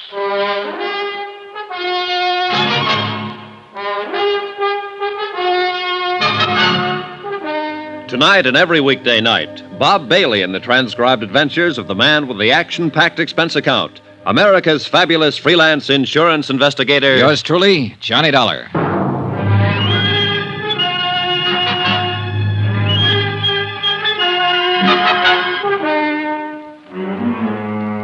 Expense account, submitted by Special Investigator Johnny Dollar to the New Britain Mutual Insurance Company, Hartford, Connecticut.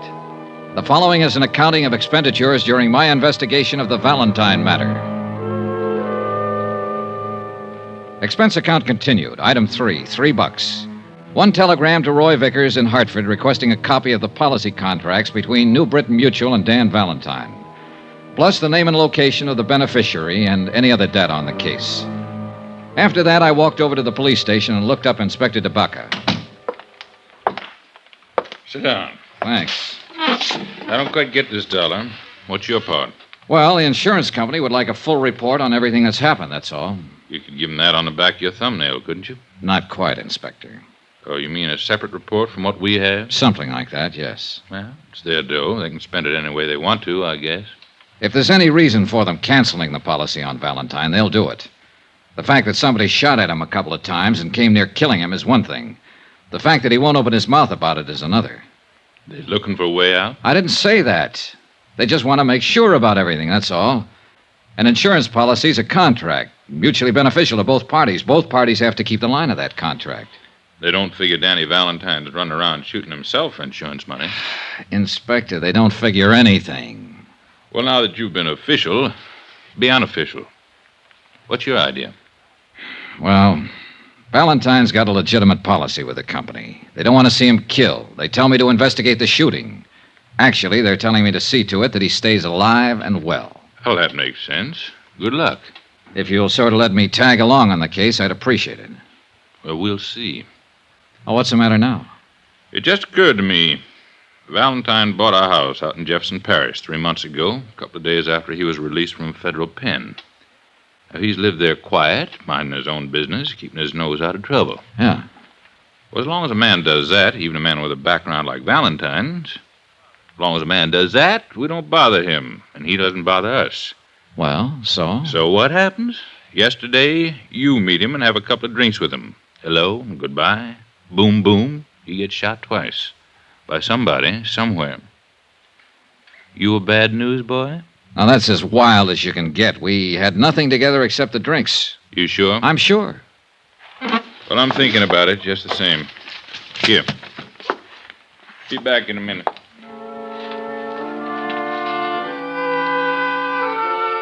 The bulky, thick folder Inspector DeBaca shoved across the desk at me was marked Valentine Daniel. It started in 1915 and was fat with yellowed clippings all the way through 1942. There was a pretty good history of Dan Valentine and the age he lived in. He was born in Ireland and had fought in the Irish Rebellion. He was regarded as both hero and scoundrel. For his own good, he came to America. Somehow, he started out in the wholesale drug business. And understandably, it was an easy step to making prohibition alcohol, and an even easier step to make prison on an income tax evasion charge. The folder mentioned a wife and a daughter who seemed to have successfully avoided most of the newspaper headlines that had involved Dan Valentine. There was one picture of Mrs. Valentine taken in 1928. That's about as far as I got when DeBaca came back into the room, not alone. Interesting stuff? Very, Inspector, very. Well, here's something more interesting. My men have been covering the neighborhood where the shooting happened yesterday afternoon. This man's a witness. This is Mr. Dollar. He's an insurance investigator. It's Willie Blakely. Oh, how do you do, sir? Hope you can help us, Willie. Well, I can try, I really didn't see too much. You see, I was on my milk truck, and I saw this fella, this big fella, walking down the street. What's his name? Dan Valentine. Yes, sir. Well, he was just walking, like for an early morning walk, and then I saw this car come around the corner, and there were a couple of men in it. What kind of car? I think it was a Buick sedan. I'm not sure. It was a black car. You happen to get the license number? No. All right, go on. Well, sir, this Mr. Valentine, he looked up when he saw it coming, and he stopped. You know, kind of funny. No, I don't know. Tell me. Well, you know, like he was surprised. Do you think he was surprised at who was in the car? Yes, sir, that's it. He sort of smiled. Not a hello kind of a smile. Sort of a sad smile. Didn't wave, just stood there. I couldn't see the men in the car by then, so I don't know how they were looking at him. Did you see them as they rounded the corner? Yeah, just a couple of fellas, dark coats and hats. Would you know them if you saw them again? I don't think so, Captain. Okay. 2 men. Yes, sir. So this Mr. Valentine stopped and looked at him and given this kind of smile. He recognized them, you think? Oh, yeah. And then I heard a noise, you know, something like whack, whack. And Mr. Valentine fell down, and the car drove off. Did Valentine go for a gun? No, sir. What did you do then? Well, I got out of there. Why? I didn't know what was happening. I didn't want to get hurt. You didn't even try to help him? No, sir. I was scared. I didn't know what that whack, whack was, sir. And it took you all this time to tell us about it. Sorry, Captain. Dollar. Yeah. You got something to worry about. Hmm? That noise he was talking about didn't sound like regular gunshots, or he would have said so. Silencer. What else?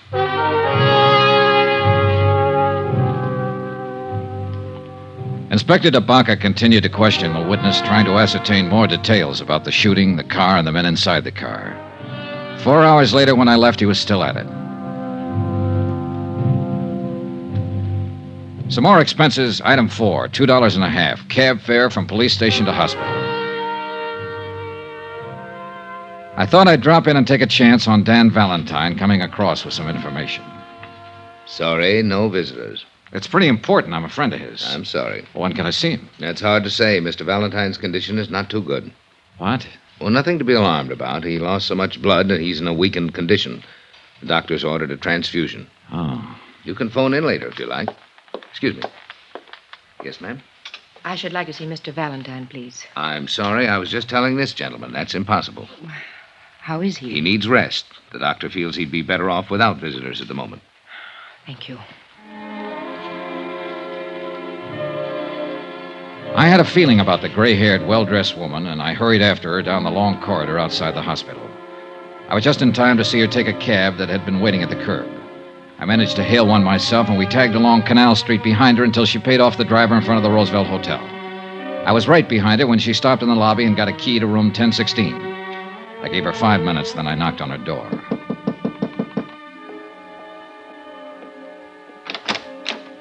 Yes? Hello, Mrs. Valentine. My name's Johnny Dollar. Anne Valentine looked at me for a long time. I had to hand it to her. There were no tears, no frowns or screams, just a wide, frank look from a woman who, by any man's standards, had once been beautiful. I haven't been called by that name for many years. You're a reporter, of course. No, I'm not. I'm an insurance investigator. In a policeman's office today, I saw one of the few pictures ever taken of you. At this hotel, I'm registered under the name of Anne Ward. Ward is good enough for me, Mrs. Valentine. May I come in? Yes. Now, what is it you want, Mr. Dollar? Possibly the same thing you want. To keep your husband alive. I believe that's up to the doctors, isn't it? Not quite. If he was shot at once and he won't help the police find out who did it, there's a reasonable chance he'll be shot at again. Do you know who did it? Well, who it might be. Look, the police have found a witness who describes two men as having done the shooting. Can you add anything to that? Mr. Dollar, I haven't seen Dan in over 13 years. I haven't written to him, talked to him, or contacted him in any way, either while he was in prison or these last few months he's been out. I see. It was his idea. But he must have had a reason. He did. Our daughter. Oh. She believes that Ward was her dead father's name. Do I make myself clear? Yeah. I read about the shooting. I caught the first plane here because I thought I might help Dan. My daughter thinks I'm on a little vacation by myself. You don't believe me, do you? Well, in view of what you've just said about not having written to him for 13 years... That was the way he wanted it. I was never ashamed of Dan, never. He was ashamed of himself and how his activities might affect us. He gave me everything I ever had out of life. In New Salem, that's where we live, and live very well because Dan saw to that part of it before he went to prison. We are considered very proper people, Teresa and myself. Dan sacrificed a great deal for that consideration. I think that you've sacrificed a great deal yourself, Mrs. Valentine. When I go back to the hospital to see him tonight, he'll probably tell me to pack my bag and go home, that there's nothing to worry about.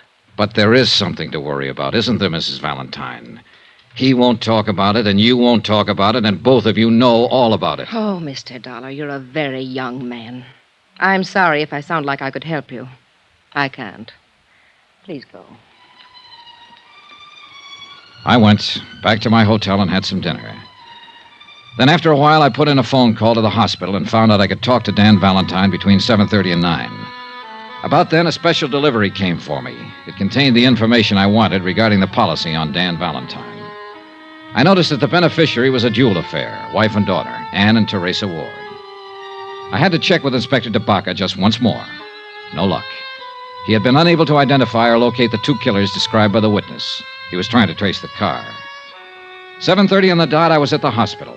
The reception desk seemed reluctant to talk and referred me to the head nurse, who happened to be out to dinner, who referred me to the surgical nurse, who took me aside and told me to find a crystal ball. Mr. Valentine's gone. We have no idea where. How could he be gone? We started to give him a transfusion. He jumped up suddenly, knocked down one of the male nurses, grabbed his clothes, and ran out of the hospital. Just as simple as that. I thought he was in a serious condition. Shh, keep your voice down. He was in a serious condition, and it's going to be critical pretty soon. Running around town bleeding from 2 bullet wounds. If you want to keep him alive, Mr. Dollar, you better find him and find him fast.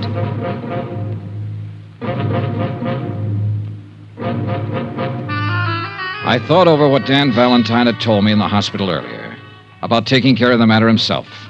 And the more I thought about it, the more I realized he was going to do just that, even if it killed him.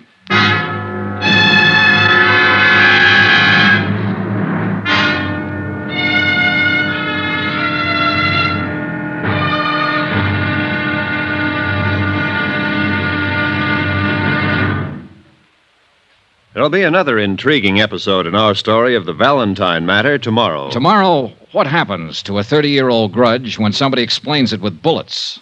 Join us, won't you? Yours truly, Johnny Dollar.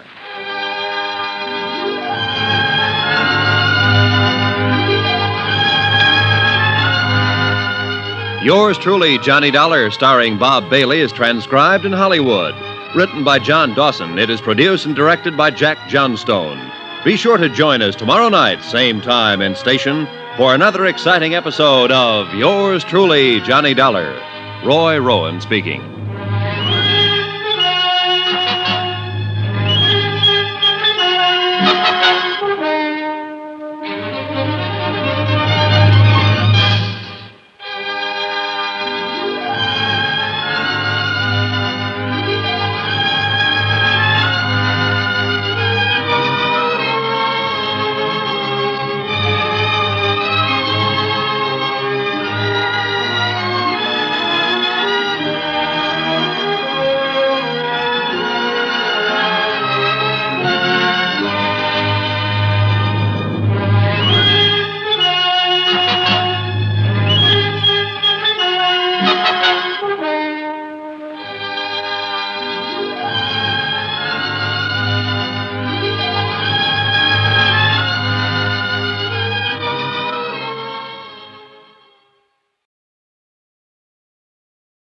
From Hollywood, it's time now for Johnny Dollar.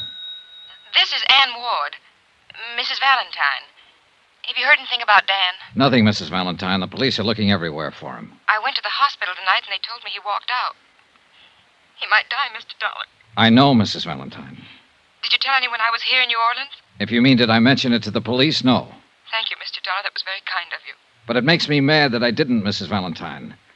I know you don't want anybody to find you're related to him because of your daughter. But I also think you could help the police in this situation. You could help them find Dan and put him back in a hospital.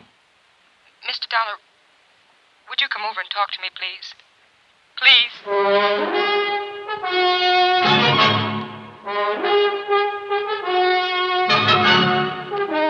Tonight and every weekday night, Bob Bailey in the transcribed adventures of the man with the action-packed expense account, America's fabulous freelance insurance investigator. Yours truly, Johnny Dollar.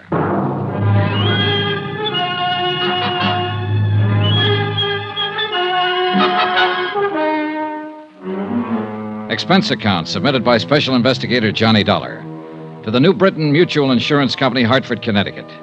The following is an accounting of expenditures during my investigation of the Valentine matter.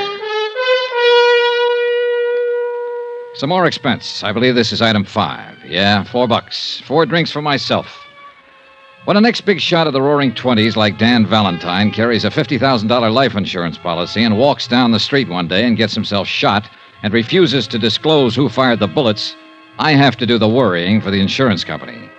When he decides to leave a hospital bed minus a pint or two of blood, I have to worry some more. I needed those drinks. You can just say I liked what I'd seen of the guy, and I didn't want him to walk around New Orleans bleeding to death.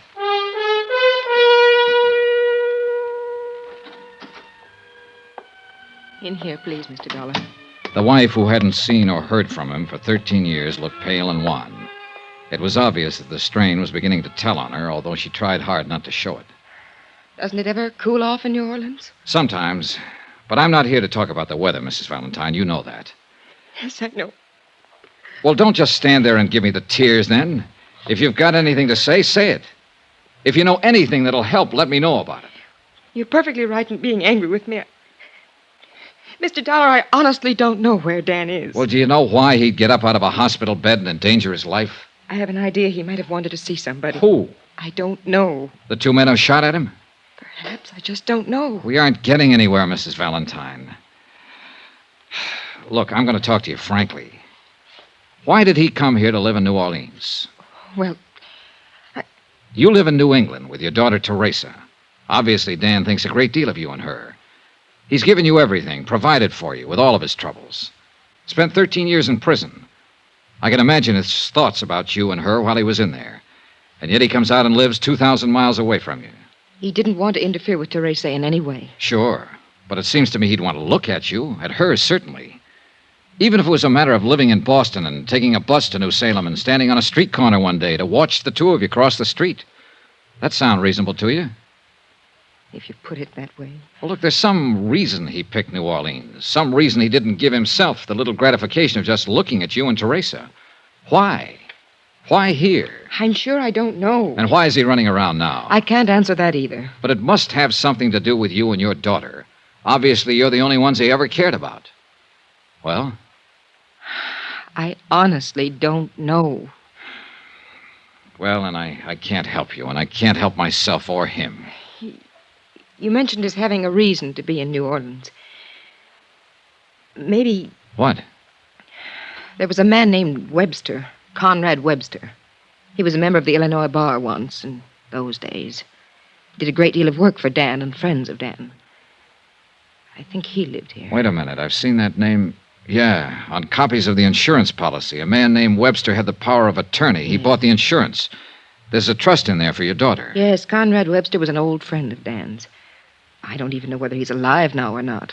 He drank a great deal later on. I think he lived here. Was he the kind of friend Dan would go to if he needed help? Yes, I think so. All right. What are you going to do? It's just something to look into. I'll try and find Webster, and maybe I can find your husband. Thank you for coming by. I needed somebody to talk to. What? I hope he stays alive, Mrs. Valentine. Item 7, $16. The money it cost me to find out the location of Conrad Webster. I started at his last known address, followed a series of bars, and finally got information from a bartender that led me to the crummier half of a decaying duplex on Gentilly Street. Everything was quiet for Gentilly Street.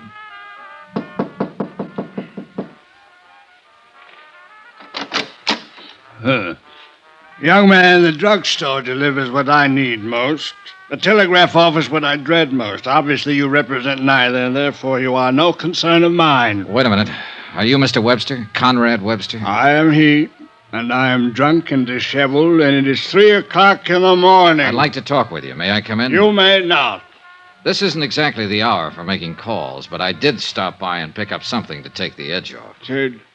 Huh? It's bonded. Oh, inside. Now then, you were going to apologize. Here you are, Mr. Webster. Oh, well.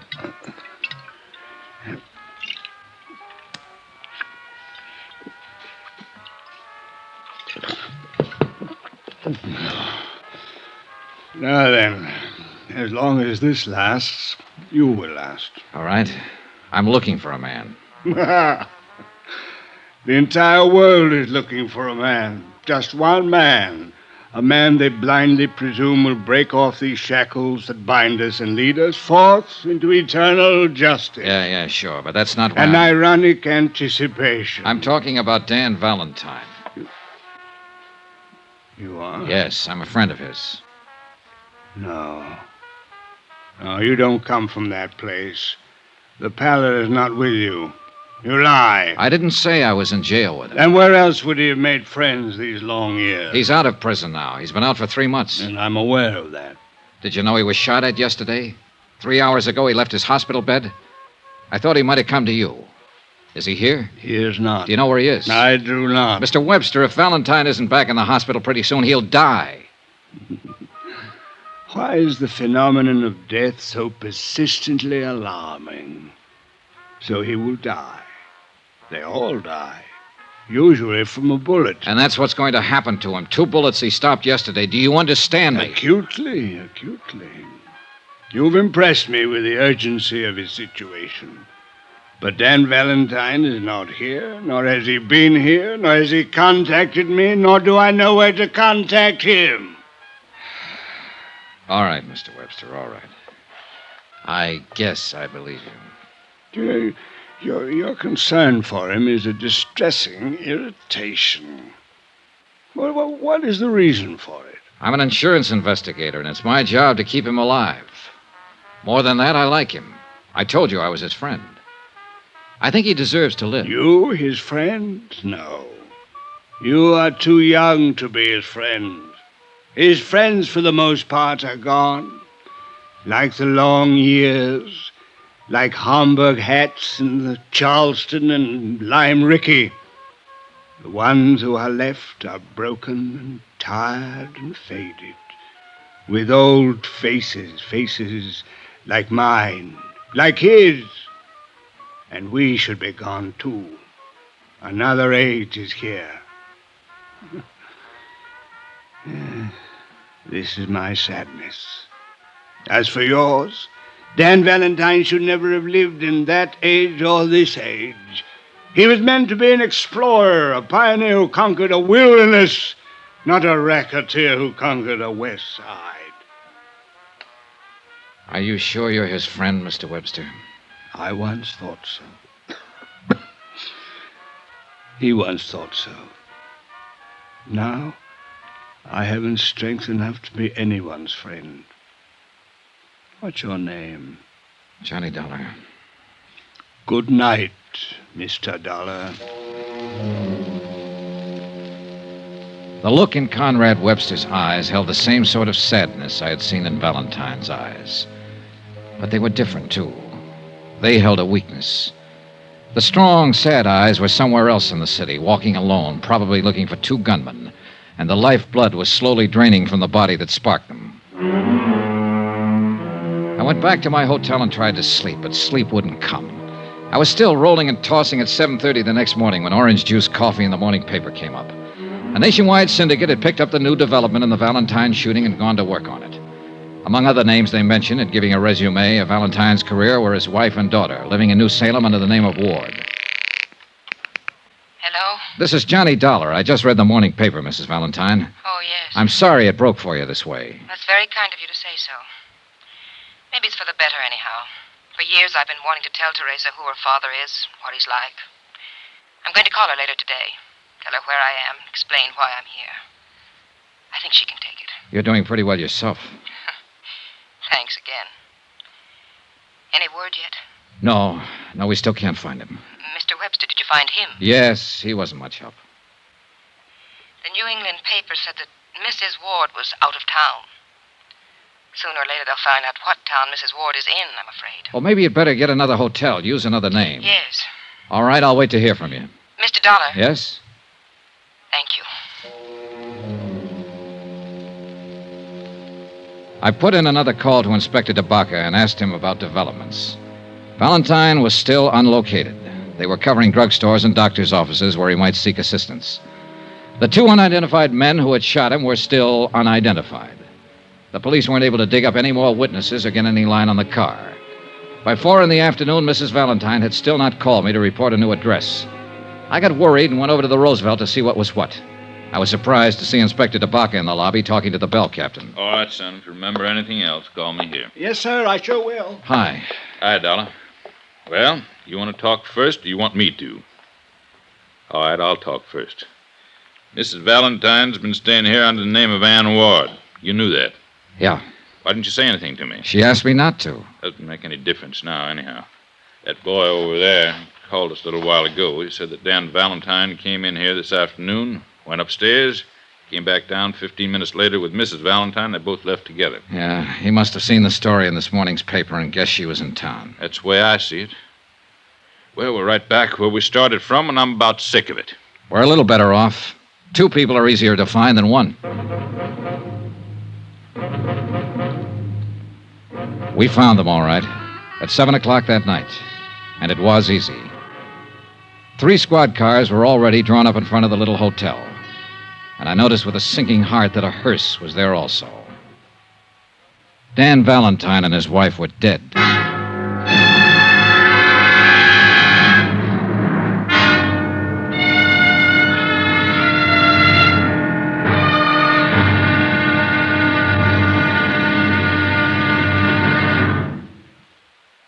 There'll be another intriguing episode in our story of the Valentine matter tomorrow. Tomorrow, proof that the murder of Dan Valentine and his wife aren't the only murders to be solved. Join us, won't you? Yours truly, Johnny Dollar.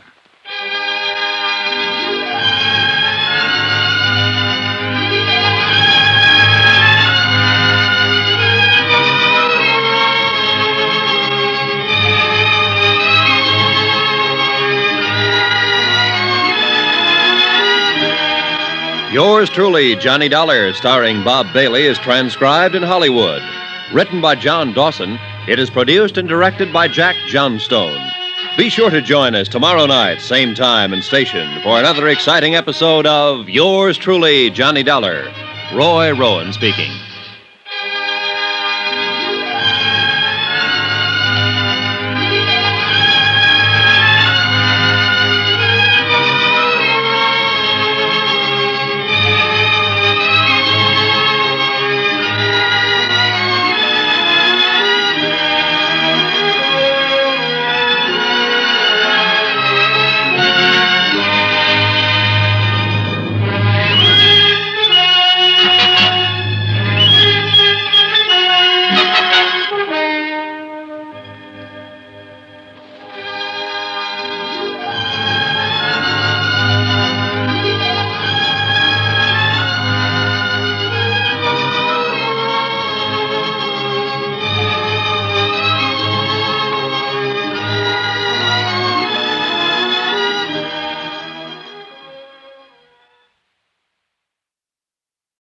From Hollywood, it's time now for... Johnny Dollar. What is all this, Johnny? Who's this? Roy Vickers, New Britain Mutual. What happened to Valentine? He was gunned down last night going into a hotel with his wife. No. The police here are turning the city upside down, trying to get a line on two unidentified gunmen. Well, couldn't you keep him alive? I couldn't even find him. Well, this is no time to be yelling at each other. I just left his daughter. Huh? She filed claim already? Through that lawyer Webster? No, she didn't even know anything about him until the papers broke the story. Well, I'm sorry I got annoyed for a second. Do what you can, Johnny. They'll want a full report. Sure, Roy, sure.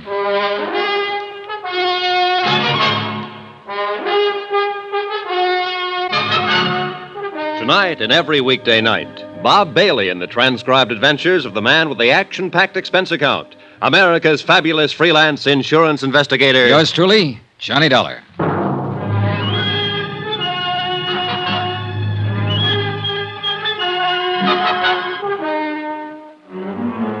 Expense account submitted by Special Investigator Johnny Dollar to the New Britain Mutual Insurance Company, Hartford, Connecticut.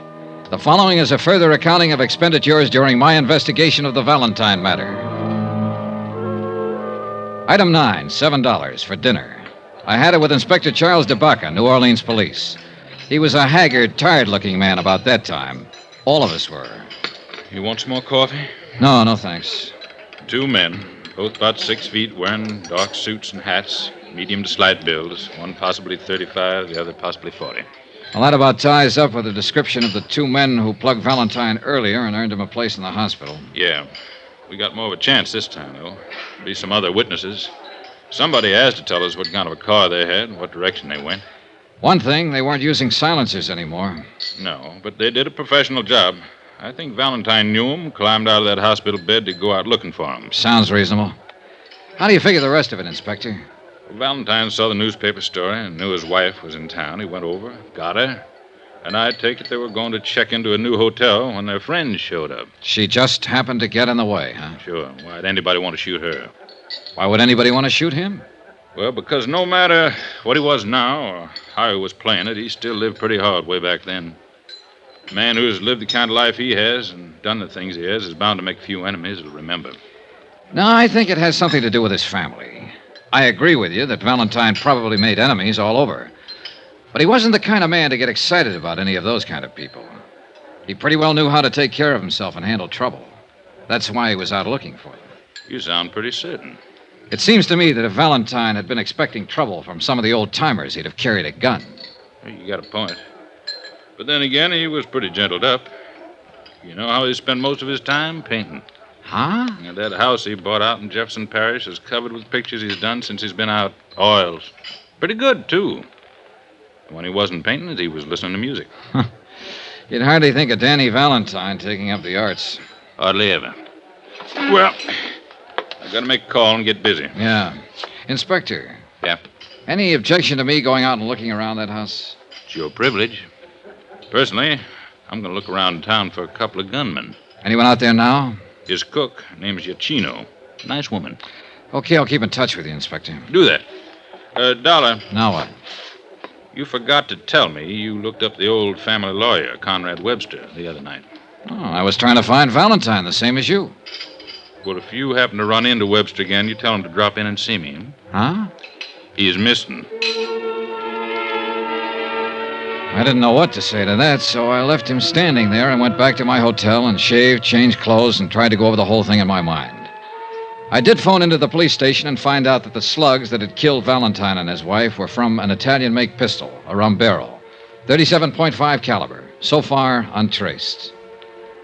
Expense account item 10, cost of cab, from my hotel to Danny Valentine's house in Jefferson Parish.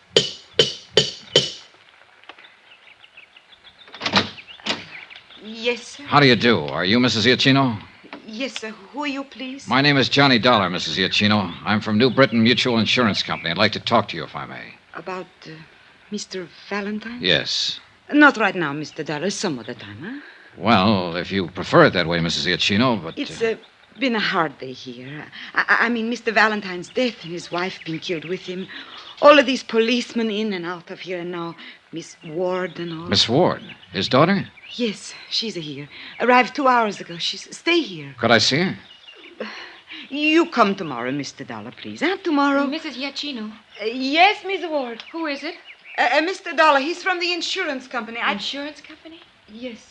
I'd like to talk to him, Mrs. Iacchino.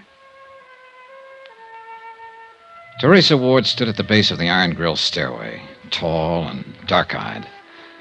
And I saw that, like her mother, she had a quiet intensity about her face that made it beautiful. At the same time, ageless. She smiled politely at me. I could only stand there without speaking for a long moment, looking at her. Then Mrs. Iacchino excused herself, and we were alone. I wanted to talk to someone who might be able to give me a little more information about all this. It's all quite new to me. I'll tell you what I can, Miss Ward. My name is Valentine, isn't it? Really, Valentine? Yes, it is. Well, suppose we correct that mistake right now. Sure. There's nothing wrong with Valentine. From what a Mr. Vickers from the insurance office in Hartford told me, I'm to be quite well off because of this man that was murdered. You mean Dan Valentine? Yes, Dan Valentine. They tell me he was my father. Who told you? Oh, reporters at home and your insurance company. Mother told me my name was Ward. Poor thing. Must have been difficult for her over the years keeping the secret from me. Yes, she told me she thought it was the best thing. She, well, the same as he did. Tell me about my father. Was he a bad man? Oh, as good or as bad as the Volstead Act made people. I only met him a couple of times. To awaken one morning and discover that you're the only daughter of a famous racketeer who's been murdered. Look, Miss Ward, if he had anything to do with the way you turned out, with what you seem to possess within yourself, I'd say offhand that whatever he was or did, he thought of you. Are you flattering me? I'm not trying to. You seem like a very nice person. And so do you, Mr. Dollar. Will you tell me all about this, please? Well, let's see. You're 21, isn't that right? Yes. Just about 15 years ago or so, your father was on trial for income tax evasion. Just before he was convicted, he set up a trust fund with my insurance company to provide for you. It's been paying money for your support and education ever since. According to the terms of the trust, all of the money becomes yours now that your mother and father are dead. It comes to well over $50,000. That's all there is to it? Mm-hmm. I suppose I'm grateful to him. I suppose I should be grateful. I can't say that I'm particularly sorry about his death any more than I would be if any other human being died violently somewhere. But about Mother's death, I miss her very much already, Mr. Dollar.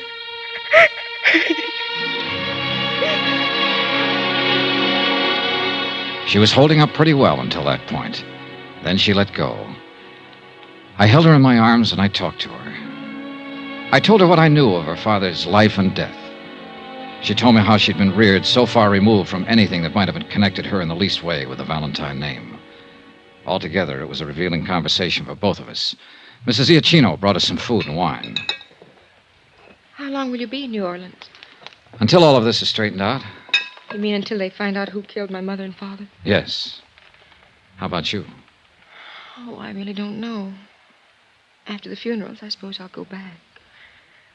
But I wanted to see him, to see what he looked like, what kind of life he led. He was just an ordinary man, wasn't he? You seen these pictures before? No, this is my first time in the house. Look like Italian landscapes to me. Very good. Mm-hmm. Must have been something he had with Mother. Hmm? She was from Italy. May I ask you something? Yes. How do you feel about him now? Is this for your report? For myself. Well, since you've been here, these last 2 hours, I've begun to think of him for what he was. My father, I mean. I'd like to know why he was killed and who did it. Will I see you again? I hope so. Terry, Yes, I hope so very much. so do I, Johnny.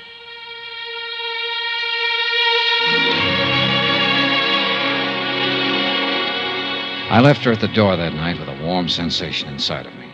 Something I certainly hadn't expected in the business at hand.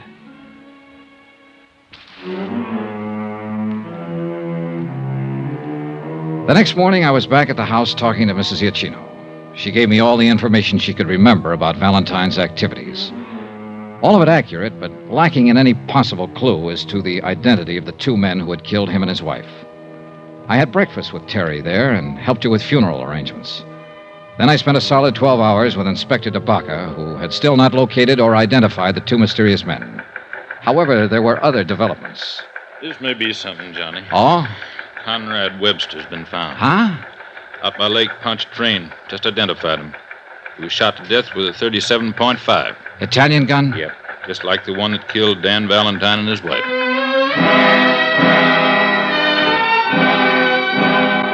It later developed that the slugs taken from Webster's body, when compared with those that had killed the Valentines, were fired from the same weapon. The case took on proportions. Every available bit of information regarding the two ex-big shots of the 20s was located, read, and reread. It meant activity in cities like St. Louis, Chicago, Detroit, and New York. But no new information as to the identity of the killers. I went back to the house. Johnny. Here. What is this? You're shaking. Hold me, please. Sure. I suppose I'm being a terrible fool about it all, Johnny, but they've been after me all day. Cheap little things. Newspaper syndicate wants me to write my exclusive story as the shadow daughter of Dan Valentine. Fairy princess of a racketeer. Take it easy. Even Hollywood called some producer. Oh, Johnny, I shouldn't have come here at all. Then what would I have done, Terry? And what would I have done? Make yourself a drink, Johnny. I'll go put on a new face.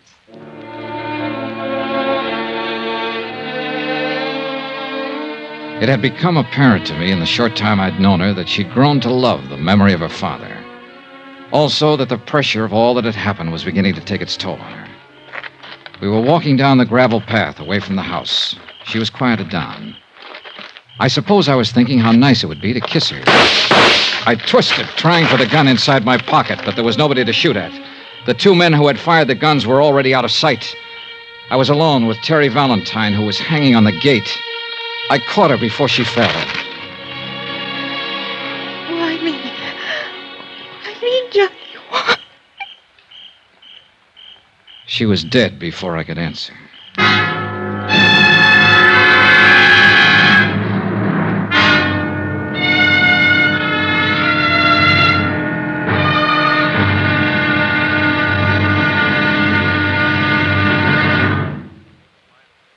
There'll be the final intriguing episode in our story of the Valentine matter tomorrow. Tomorrow, a sober lesson in how long, how far, and how deadly one man's hate can be. Join us, won't you? Yours truly, Johnny Dollar.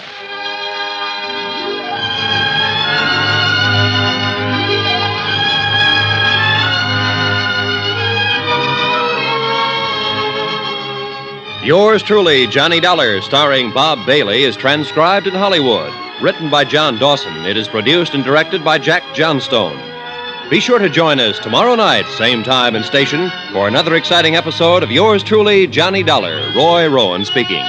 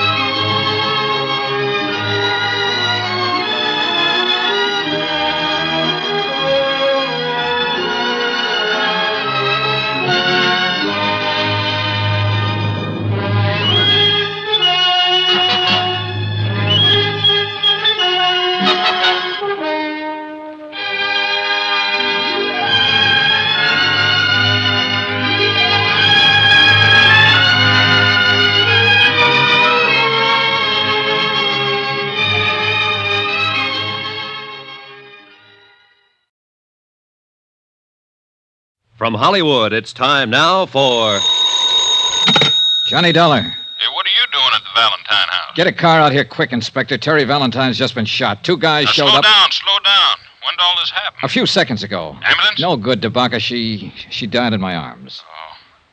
Well, do you think they're still around there? They must be. I'm going looking. Now, wait a minute. This is a police matter. You stay put. I'll have a car there in 5 minutes and you can... Johnny, I heard that. Your gun. Now, look, you're all wound up. Don't do anything.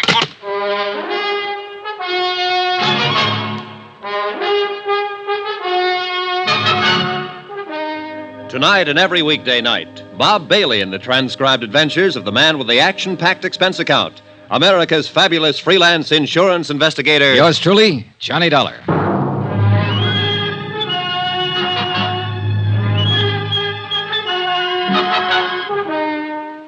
Expense account submitted by Special Investigator Johnny Dollar to the New Britain Mutual Insurance Company, Hartford, Connecticut. The following is an accounting of further expenditures during my investigation of the Valentine matter. Dan Valentine, ex-gangster, and, of course, your policyholder. But then his wife was killed, too. Then his lawyer. Then his daughter. The girl that I... 30 seconds after Terry Valentine died in my arms, I was stumbling down the gravel path that led from her house to the road. It had all happened so suddenly, I can't say that what I did from there on or what I felt was entirely rational. All I know is I hadn't heard a car leave the area, which meant the 2 killers were still somewhere nearby. Then, in the dim light, I saw the car. A man was climbing into it. Hey, stop! Stop or I'll shoot! Stop!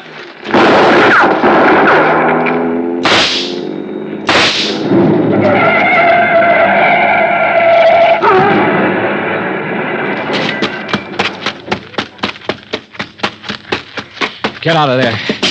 Get out of there and get your hands up. I'm a hit. I'm afraid to move. Come on, get out. Come on.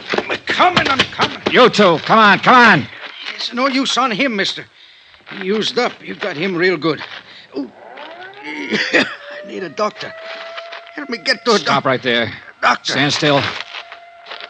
You pretty tough fella. What's your name? Sisto. Sisto what? It's good enough for you. I need a doctor bad. Listen. Tell it to me. Tell it to me right now. If you don't tell it to me now, you'll never tell it to anybody. Tell it! No. Tell it! I need doctor. Tell it! I die first. Johnny! What is this? Who's he? He's going to kill me. He's going to kill me. Now, you better give me that gun, Johnny. Estate will take care of him. Thanks. I should have done it. I wanted to do it. I know, son. Come on, let's get out of here. But I didn't get out of there. I waited around while they dug the body of the other man out of the smashed-up car, and while they carried the still, limp form of Teresa Valentine away. She was the 3rd member of the family who had died violently within 3 days.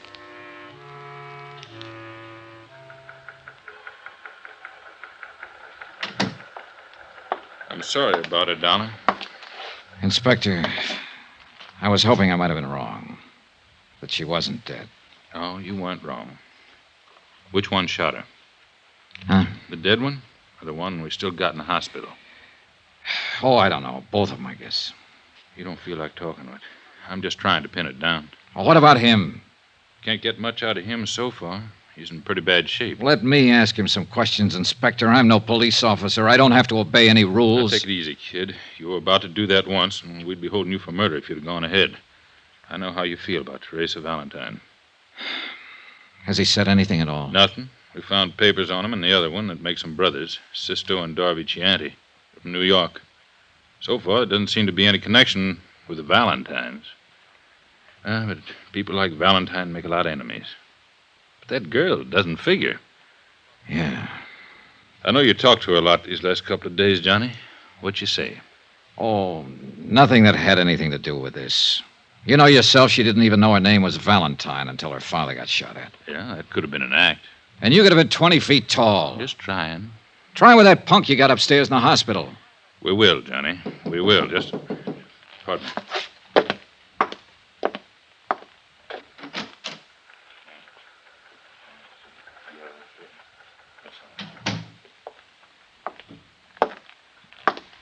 Johnny. I got bad news. Maybe I spoke too soon. Why? Sister Chianti died 5 minutes ago. Expense account, item 10, $10, car rental. I went out to the Valentine house once more. Oh, Mr. Dollar. Hello, Mrs. Giacchino. Please come in. So many policemen, so many reporters. I've been trying to close the house. Sure. I know how you must feel. I mean about her. What of these Chianti brothers? Well, we don't know much about them yet. The New York police are still doing a rundown on them. Don't let me stop you, whatever you're doing. I'll just look around if you don't mind. All right. Oh, one thing. Yes? Did Mr. Valentine make any provision for you? Yeah. He thought of me. $1,000. Whatever he was, the man I knew was kind and good. And his sins had been forgiven him. I spent 2 hours or better going from room to room, looking at the oils that Dan Valentine had painted. Pastoral scenes, happy scenes, gay scenes, all of them with colorful Italian backgrounds. I was thinking about that when I walked into Inspector DeBacca's office late that afternoon. I don't get it, Johnny. Don't get what? Here. Just came from New York on the Chianti boys. Oh? They came to this country when they were 18 and 21. Both of them were naturalized citizens, lived with their father. Records? Not a thing. No trouble ever. What else? That's about it. New York police can't seem to locate their old man. Disappeared about a week ago. Lived on the east side. What's about him? That's another funny thing. He's taken out his papers and was due for an examination with the immigration people this week. They're looking for him, too.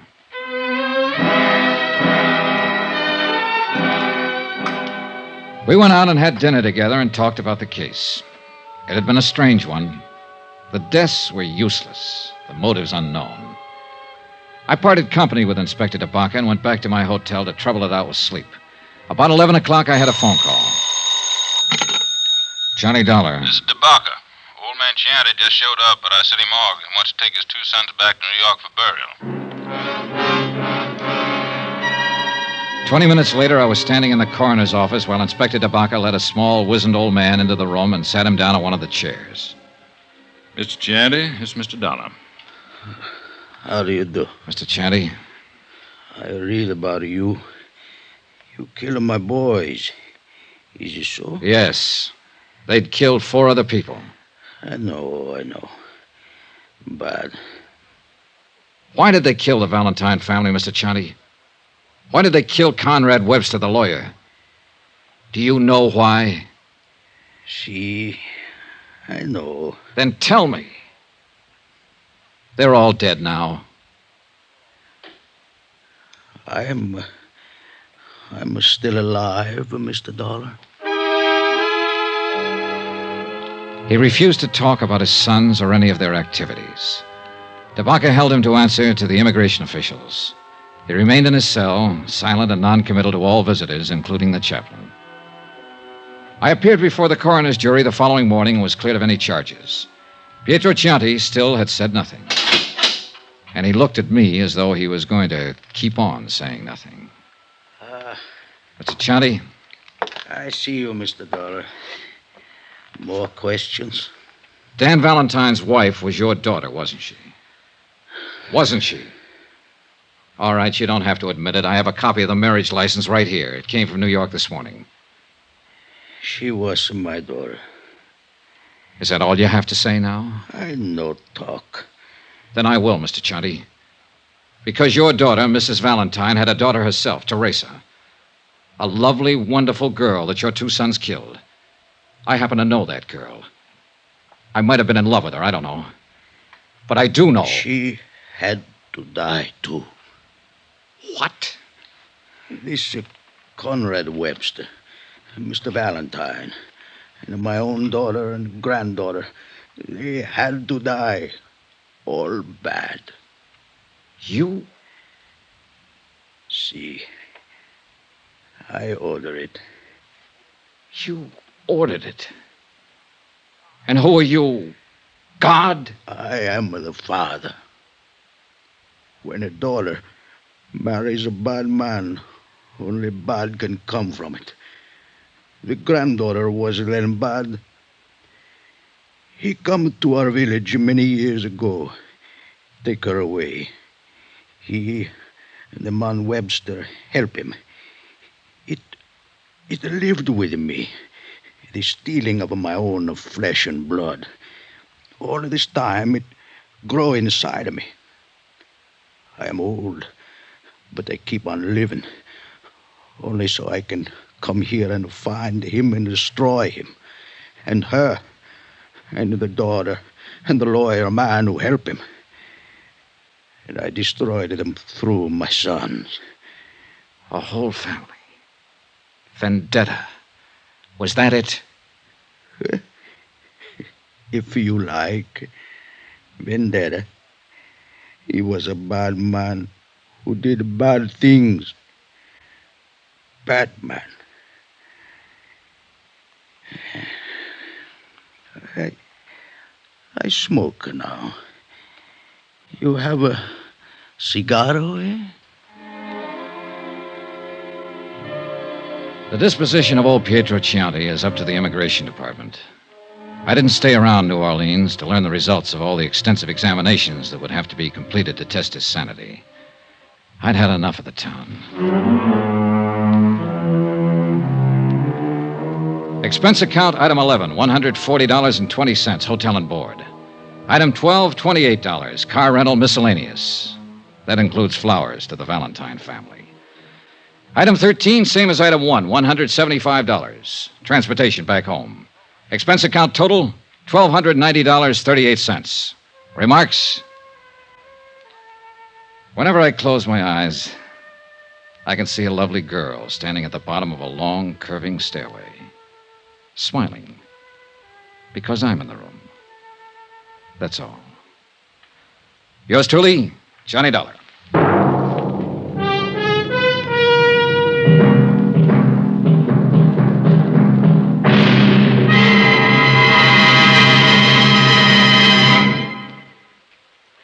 Remember, please, there'll be another exciting story for you beginning next Monday night. Monday, the Lorco Diamond Matter, in which a trip to Algiers makes Come With Me to the Kasbah sound like an invitation to a Sunday school picnic. Join us, won't you? Yours truly, Johnny Dollar.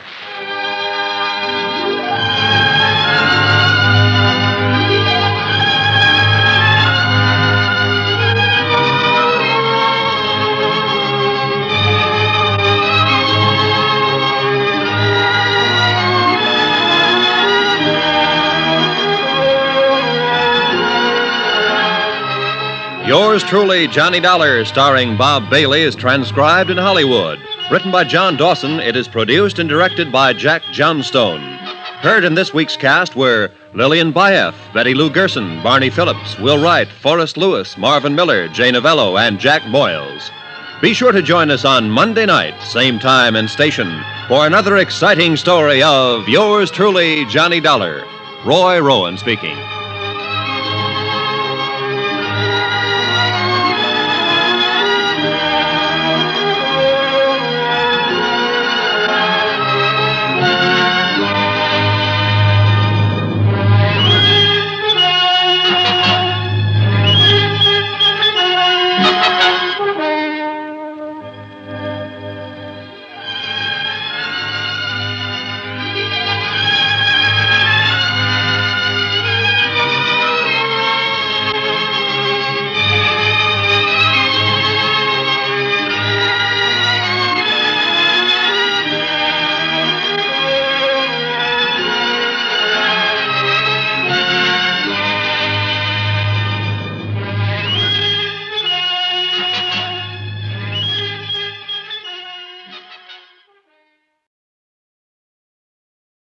From Hollywood, it's time now for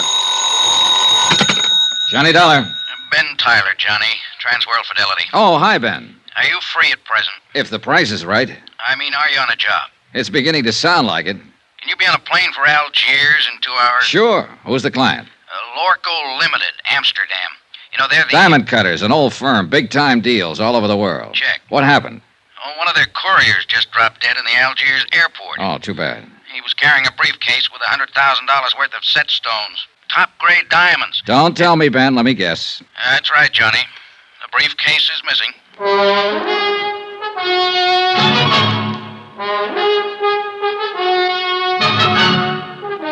Tonight and every weekday night, Bob Bailey in the transcribed adventures of the man with the action-packed expense account, America's fabulous freelance insurance investigator. Yours truly, Johnny Dollar.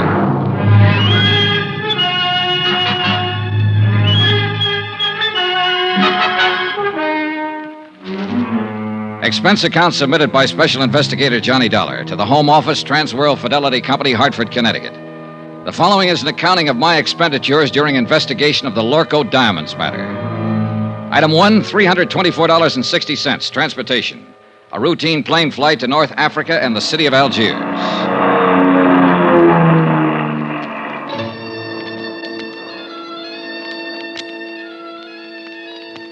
It was an easy trip, and I felt relaxed and comfortable. A feeling that was rudely terminated about 10 seconds after I got off the plane. You are Monsieur Dollar, are you not?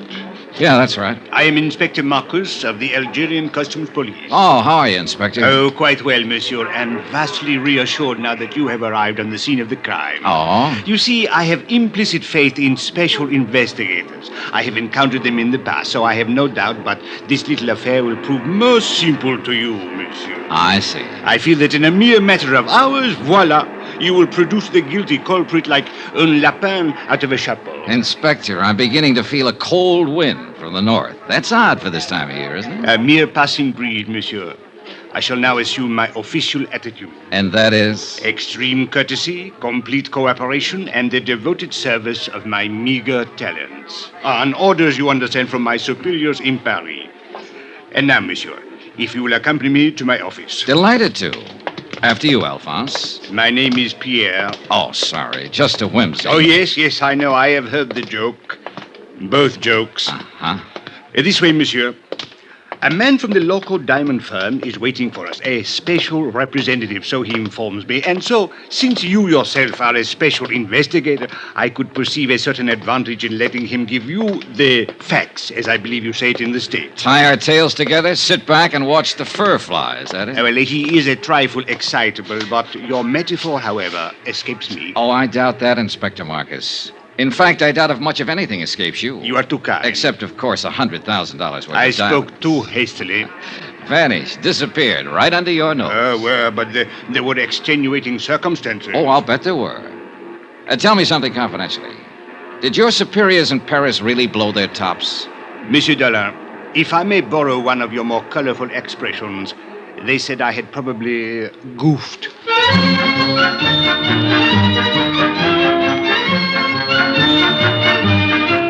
I'd met that same attitude before with local officials. To them, sending in an outsider implied they couldn't do the job themselves. And Inspector Marcus was on an even hotter spot. The air terminal was a port of entry to Algeria, under his jurisdiction, Customs Police. As he said, he'd goofed. Maybe.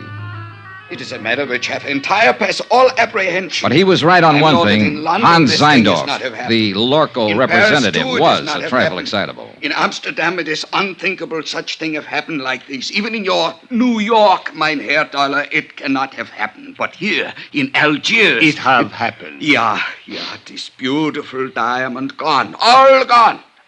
It's like barbarians. This Africa is no place for diamond. Maybe you ought to tell him that in Kimberley. It's differently there. It's entire different. All right, Mr. Zeindorf. Suppose you tell me just what happened.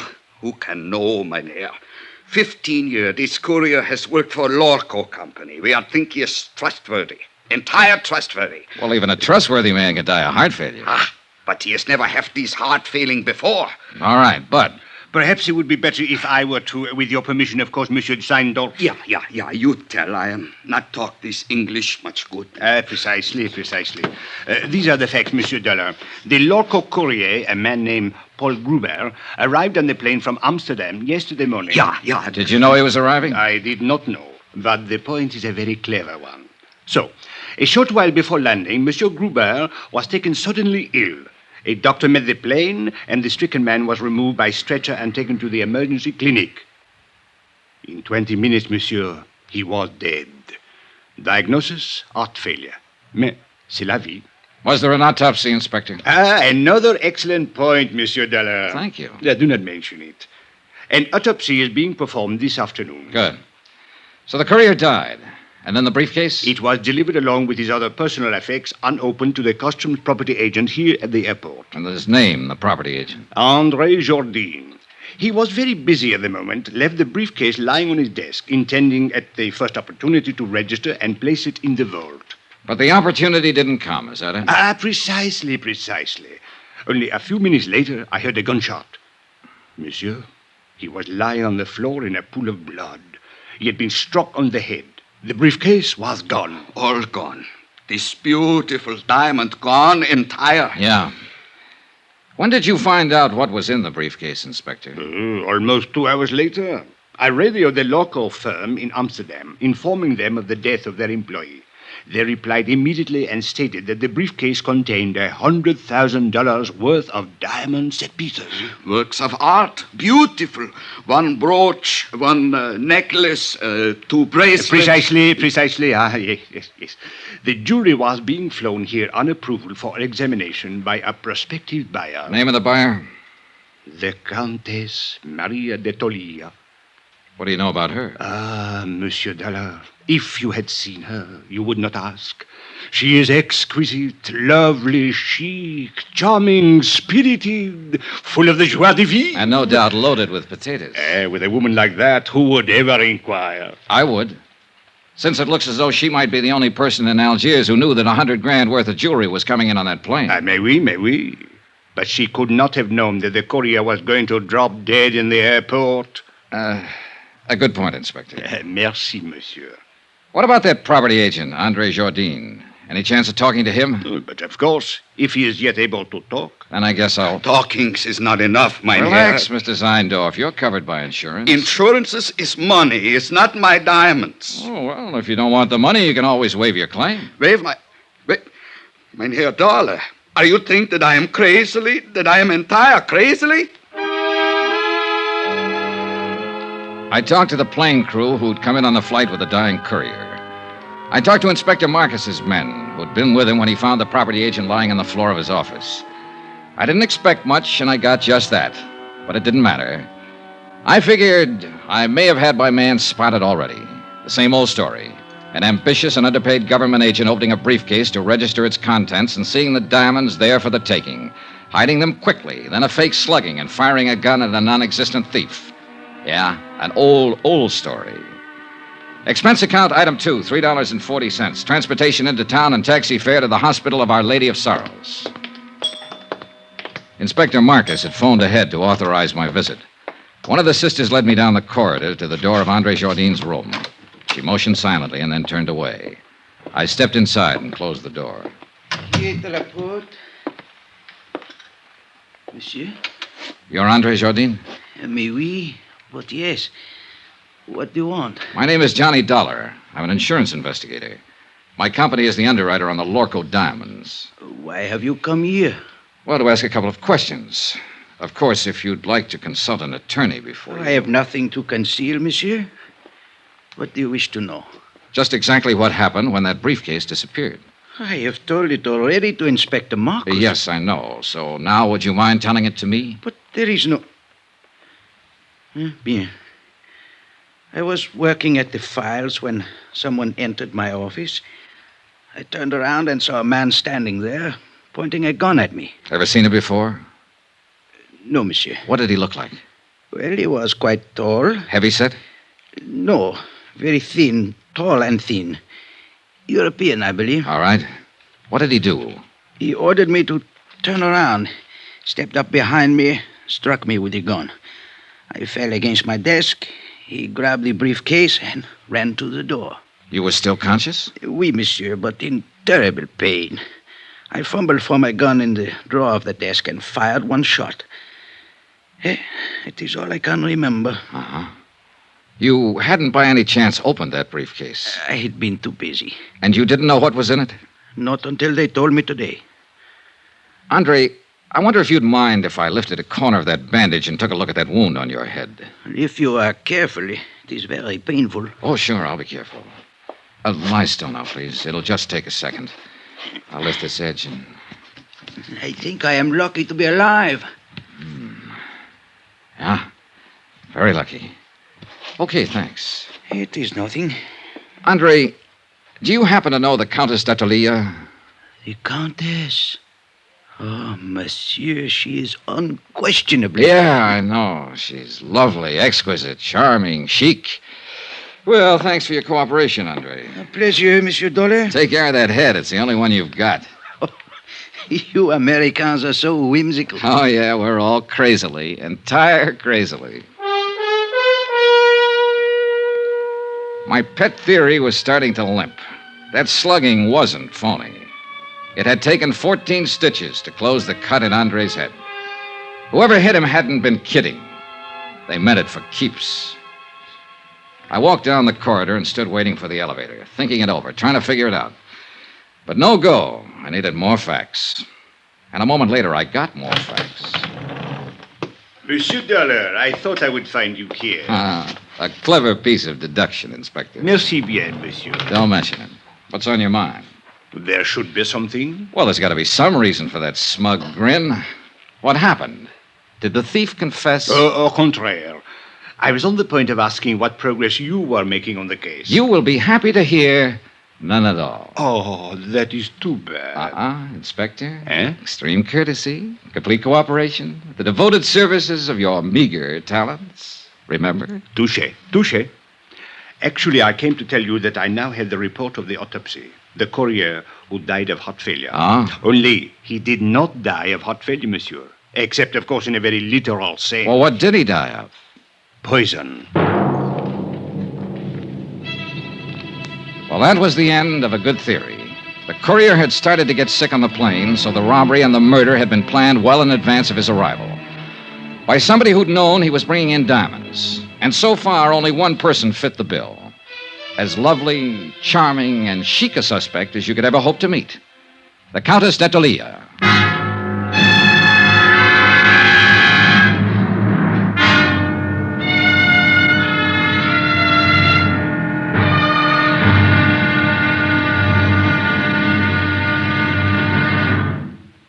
There'll be another intriguing episode in our story of the Lorco Diamonds matter tomorrow. Tomorrow, a lovely woman lies beautifully, and a sinister whisper drifts out of the Casbah. Join us, won't you? Yours truly, Johnny Dollar.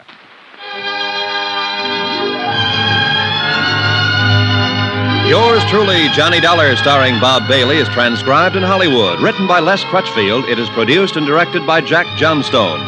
Be sure to join us tomorrow night, same time and station, for the next exciting episode of Yours truly, Johnny Dollar. Roy Rowan speaking.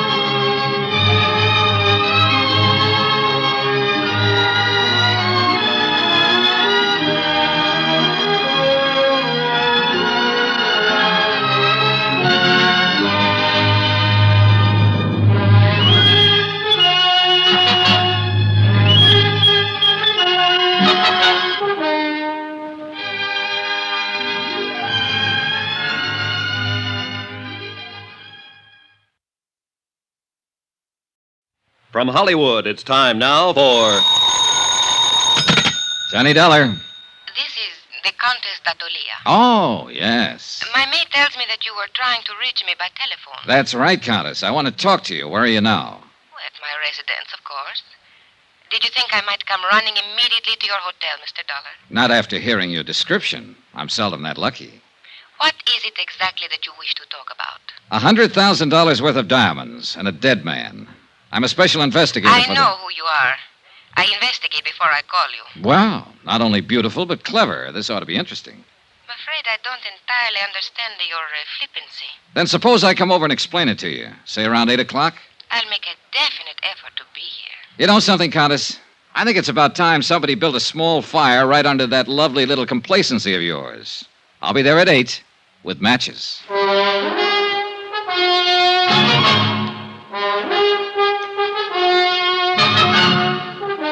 Tonight and every weekday night, Bob Bailey in the transcribed adventures of the man with the action-packed expense account, America's fabulous freelance insurance investigator. Yours truly, Johnny Dollar.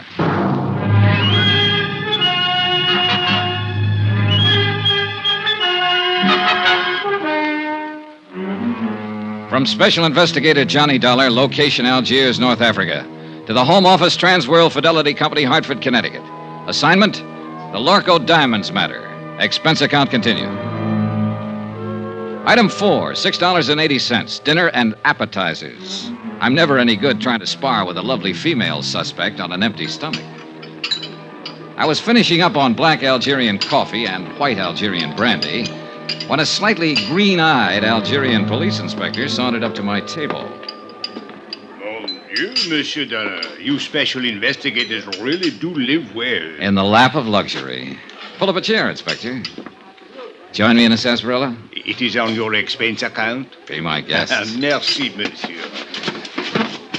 Bon, my favorite brand. Help yourself. Merci. Anything new? Nothing at all. A complete impasse. Allez, votre santé. Mm-hmm. What about the man who sat next to that courier on the plane? Find out anything about him? I'm still working on it, which is to say, of course, my men are working on it. You police inspectors really do live well.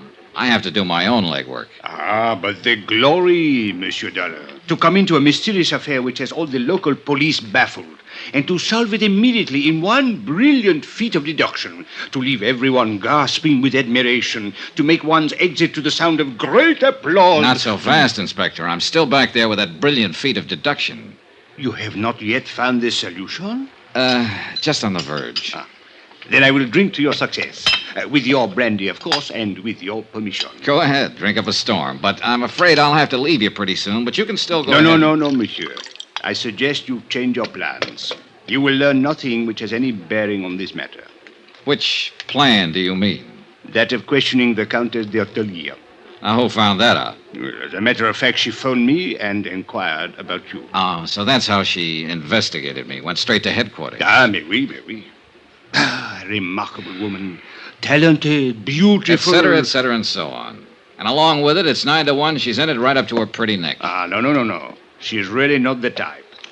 This is an excellent brandy, monsieur. An Algerian brand, I notice. All right, Inspector. Let's bypass the byplay and lay him out face up. I think I prefer it to cognac. I don't know how she does it, but she's got you hypnotized. Just mention of her name and you go into a tailspin, every cockeyed one of you. Exquisite. Lovely. Maybe so, but in my book, she's a real suspect. Elucidate, monsieur. Well, it's simple enough. She's the only person in Algiers, that we're sure of at least, who knew that a shipment of diamonds was coming in on that plane. Why? Because she's the one who ordered them. Monsieur, it is even simpler. She could not have poisoned the courier because she was not on that plane. She could not have stolen the briefcase from the customs property agent because it was done by a man. So, where is your case? An accomplice, a man, with the Countess calling the shots for him. What man, monsieur? Well, you got a good point there. Merci bien. Don't mention it. But from the influence she seems to have, it might be any man in Algiers. Inspector, it wasn't you by any chance. You raise a very interesting point. Now, suppose the Countess should ask me to kill someone for her. I wonder what I would do.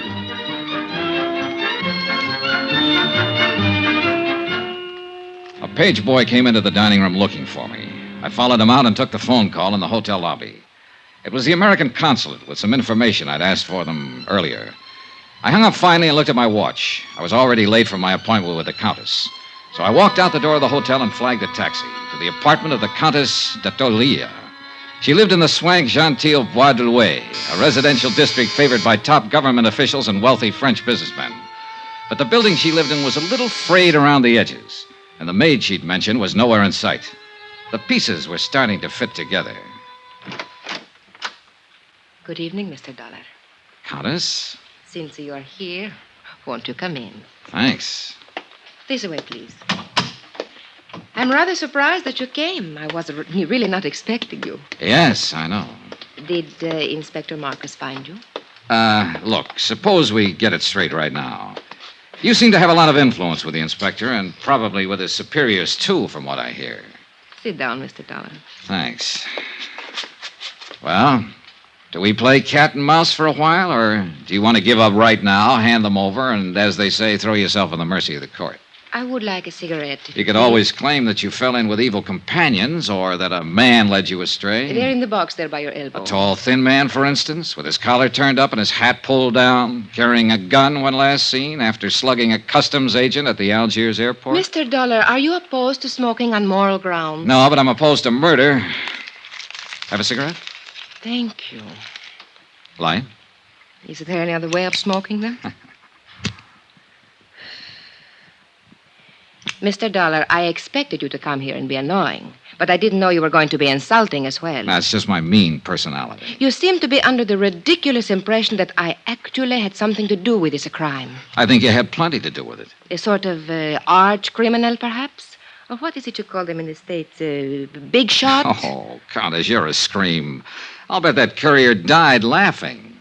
If you have a reason for these opinions, or believe you have a reason, I think you had better tell me about it. Otherwise, good night. Oh, I have more than one reason.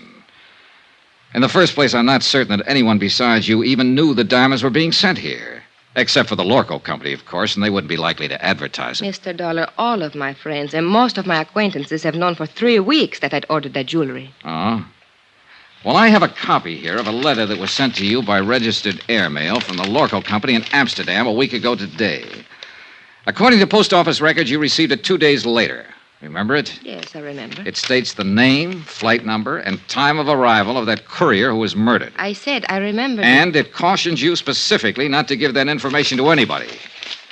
So even if other people did know, you're the only one who knew the exact time the diamonds were coming in and exactly who was bringing them. All right. Perhaps I am at fault in a way. There was a cocktail party at the government club the same evening I got the letter. I forgot it for a moment and told someone about it. Who? Just a girl I happened to be talking What's to. her name? It doesn't matter. She was just stopping over on a world cruise. Anybody else hear you? I don't know. The place was packed. Government men, business people, Army, Navy officers. Anyone might have heard. Uh-huh. Was Inspector Marcus at the party by any chance? Yes, I spoke with him during the evening. Mr. Dollar, I'll admit I was wrong, but there is hardly grounds for... All right, let's get to point 3. The Countess Maria d'Attalia, Italian by birth, title inherited, old family. Goes back through one line, in fact, to Lucretia Borgia. I did not poison the courier. Your family estates were confiscated by Mussolini. Family migrated to Bizerte, and then to Lisbon for 3 years. You left them there and went on to London. Since the war, you've lived in Paris, on the Riviera, back to London, Mallorca, and finally here. Have you been following me, Mr. Dollar? The consulate was pretty thorough. Anyway, you're well known in the international set, accepted everywhere, and apparently able to get along fine on your title and your looks. It is not very pleasant to be dissected while one is still alive. As a matter of fact, you're flat broke. You've been living on credit for the last 4 months. I think you have gone about far enough. And yet 3 weeks ago, you ordered $100,000 worth of jewelry sent to you on approval. How did you plan to pay for it? Get out. Or did you know you wouldn't have to pay for it because it was never going to be delivered? Get out of here. I don't have to listen to this. I don't have to answer your insulting questions. My private affairs are my own concern. So the ice finally melted, and now you're going to blow your top. Get out, or so help me, I'll kill you. You mean me, too? You... Oh, no, hey, put that down. Don't throw that. Why, you little devil. Stay back. Let go of me. Settle down, then. And stop throwing things. I will do as I please. It is my house. So sorry. Oh, good Lord. A woman who can even cry beautifully. Leave me alone. Oh, you're unbelievable, baby. The boys were right. You're everything they said you were. Oh, it's too bad. Go away. All right. But before I do... What are you going... No, don't.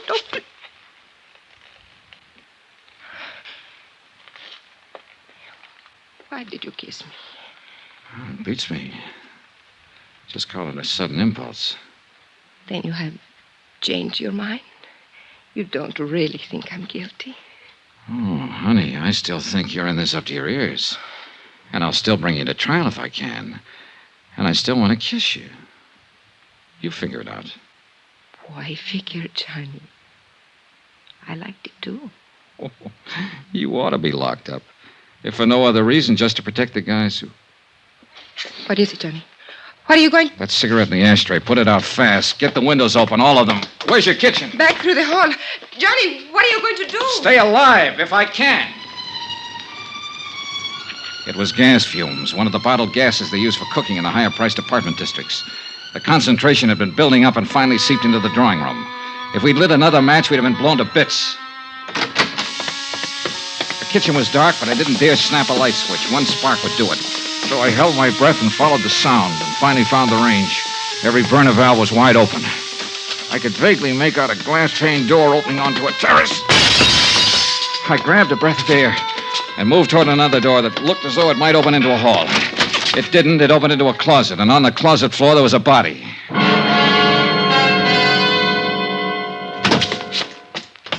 What happened, Johnny? Why did you go... Johnny, who's that? He's a man from the Lorco Company. Name is Zeindorf. Zeindorf? But where did you find him? Out there on the floor of a closet. Why? What was he doing here? You tell me. I don't understand it. He has no business here. What is wrong with him, Johnny? Well, right at the moment, he seems to be a little bit dead.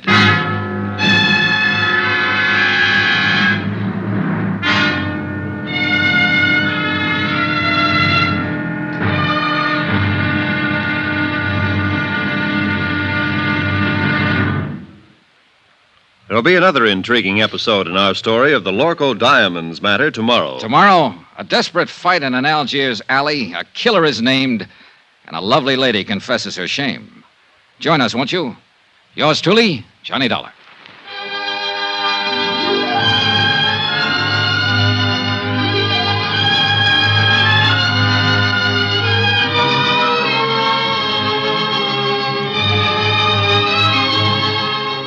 Yours truly, Johnny Dollar, starring Bob Bailey, is transcribed in Hollywood. Written by Les Crutchfield, it is produced and directed by Jack Johnstone.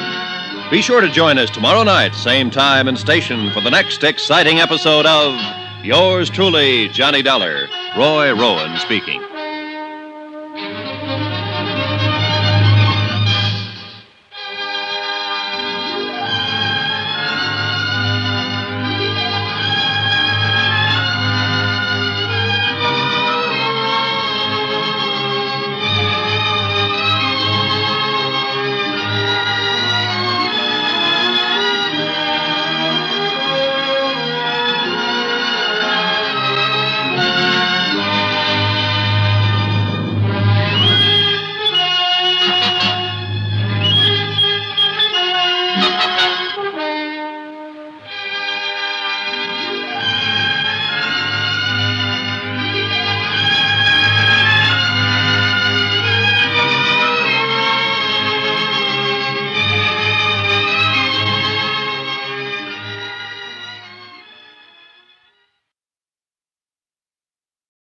From Hollywood, it's time now for... Johnny Dollar. Hello? Who is it? Hello? Hello? Johnny, who is it? I don't know, Countess. Maybe they weren't expecting a man to answer, or at least not me. I would not know about that. What about this guy who was lying unconscious in your closet? Would you know anything about that? No, Johnny. I didn't think you would. I'll give him another shot of those smelling salts. I think he's coming, too. Good. Maybe he'll know about some of these things. Yes, he will. Some of them. And of course he will tell you. I was hoping it would not be brought out. I did not want you to know. Murder is usually brought out sooner or later. Not murder, Johnny. It is not that simple.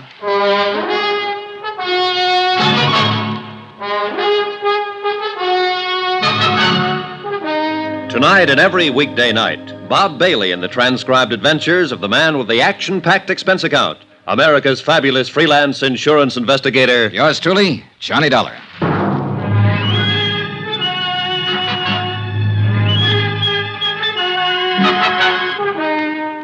From Special Investigator Johnny Dollar, location Algiers, North Africa, to the Home Office Transworld Fidelity Company, Hartford, Connecticut. Assignment, the Lorco Diamonds matter. Expense account continued. Item 6, $9.30, smelling salts and a bottle of scotch. The smelling salts were needed for a double-talking fellow named Zeindorf, who'd managed to get himself gassed half to death in a closet. A representative of your client who suffered the $100,000 loss, Lorco Diamonds of Amsterdam. The scotch was for me. Johnny, he doesn't like it. Should I go on holding them under his nose? Yeah, sure. Keep shoving them at him until he's strong enough to fight you off. That's how smelling salts work. A person has to come to in sheer self-defense. Nine, stop. It's more too plenty already. My nose is killed, dead. No more. Maybe you've been poking it into the wrong places. What were you doing in that closet, Mr. Zeindorf? It's nothing. I can tell you the entire thing in 2 words. Use more if you need them, but make it good. Nobody has found this beautiful diamond. Nobody has do anything. So I'm come looking for my own self. In that closet? 9 is only for hiding. I am wait for everybody going away, going at sleep. Then I am going to looking. In my apartment. What made you think they would be here? You are pleased to forgiving me, Fräulein, but I am not taking the chance. I'm think to looking every place. Who turned on the gas out there? Do not ask it. I know nothing. I think I have sleeping some, maybe, and when I have waking, I am died almost. Yeah. Well, apparently somebody was out to get one of us at least. Hey, what about that maid of yours, Maria? Or is there one? Of course. You know, that is strange. She disappeared about the time you arrived, slipped out without a word. Does she live here? I think she lives up in the Casbah. I hire her through the agency. I see. Do you think she did it? Oh, the more I find out, the less I'm sure of. Maybe Mr. Zeindorf did it, trying to commit suicide over his missing trinkets. 9. Suicide is one thing I am not. And I desist to listen no more. I am to leave here immediate. Oh, by the way, Mr. Zeindorf. Yeah, what is it? As I understand it, you boys in the international jewelry business are ordinarily pretty cautious in your dealings. Yeah, the prudence, mynheer. Always the entire prudence. That's what I mean. You always investigate a new client thoroughly before you take any chances, is that right? Is entire correct? Johnny, no. Then why did you send $100,000 worth of diamonds here to Algiers at the request of a woman who doesn't have a cent to her name? Why, it is to me these things are always happen. Mynheer Dollar, I am the highest ethic of business. I cannot give you answering. Well, one of you better give me an answering. Oh, it is all right, Mr. Zeindorf. Please, you tell Contessa. All right. What he is trying to say, Johnny, is this. It did not matter about my financial standing because I was not actually a client. What do you mean? You ordered the stuff? Yes, several pieces on approval, so I could make a selection. Anything up to $20,000. Somebody else was paying for it. It was being given to me as a gift. By whom? A fellow countryman of yours, a man named Charles Barrett. He's been here 3 months, lives on his yacht. Mr. Zeindorf, how did you know this man Barrett would pay for the diamonds? By the letter, mynheer. What letter? When I wrote to the local firm, I took the liberty of enclosing a letter written to me by Mr. Barrett. His own authentical signings. We investigate immediately. What sort of a letter was it? He promised to pay for a gift of jewelry up to $20,000 of my own selection in return for certain considerations. What considerations? Romantic, mynheer. It is a little present of the engagement. Is that what it was, Maria? An engagement present? Yes. I see. I think I go now. It's too much has happened in this place. Is it all right to smoke now? Yeah, sure. The gas is cleared out. Here. Thank you.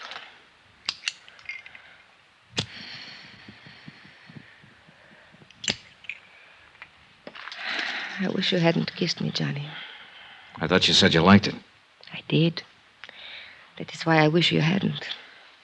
Are you trying to say that... Oh, relax, Johnny. I am not a child. No, I have not fallen in love with you any more than you have with me. But I could, very easily. What about this man Barrett? What's he like? Oh, an overbearing, spoiled, middle-aged little boy. The price sounds kind of high. What else is there? Ever think of working? Where? At what? In Italy, yes. But you know what's open there for an impoverished countess. Yeah, I know. And I suppose you can't get a work permit anywhere else, is that it? Oh, forget it, Johnny. All I know how to do is be highly ornamental, say the right things to the right people, do the right things at the right time, and eat by stealing caviar at cocktail parties. You go hungry a lot that way. Yeah, I guess it's rough. Well, don't let it throw you, honey. You're not the first girl who married for money. What? I guess you don't understand. Nobody has said anything about marriage. Oh, I see. Well, Johnny, I imagine you will be leaving now. So, good night, Johnny. Goodbye. For all the progress I'd made in the case, I might as well have stayed at home. Another fish off the hook. Logical suspect number one had been the customs property agent Andre Jardine. But the blow on the head that sent him to the hospital hadn't been faked. And that, plus the fact the diamond courier had shown symptoms of poisoning before the plane even landed, seemed to leave Andre in the clear.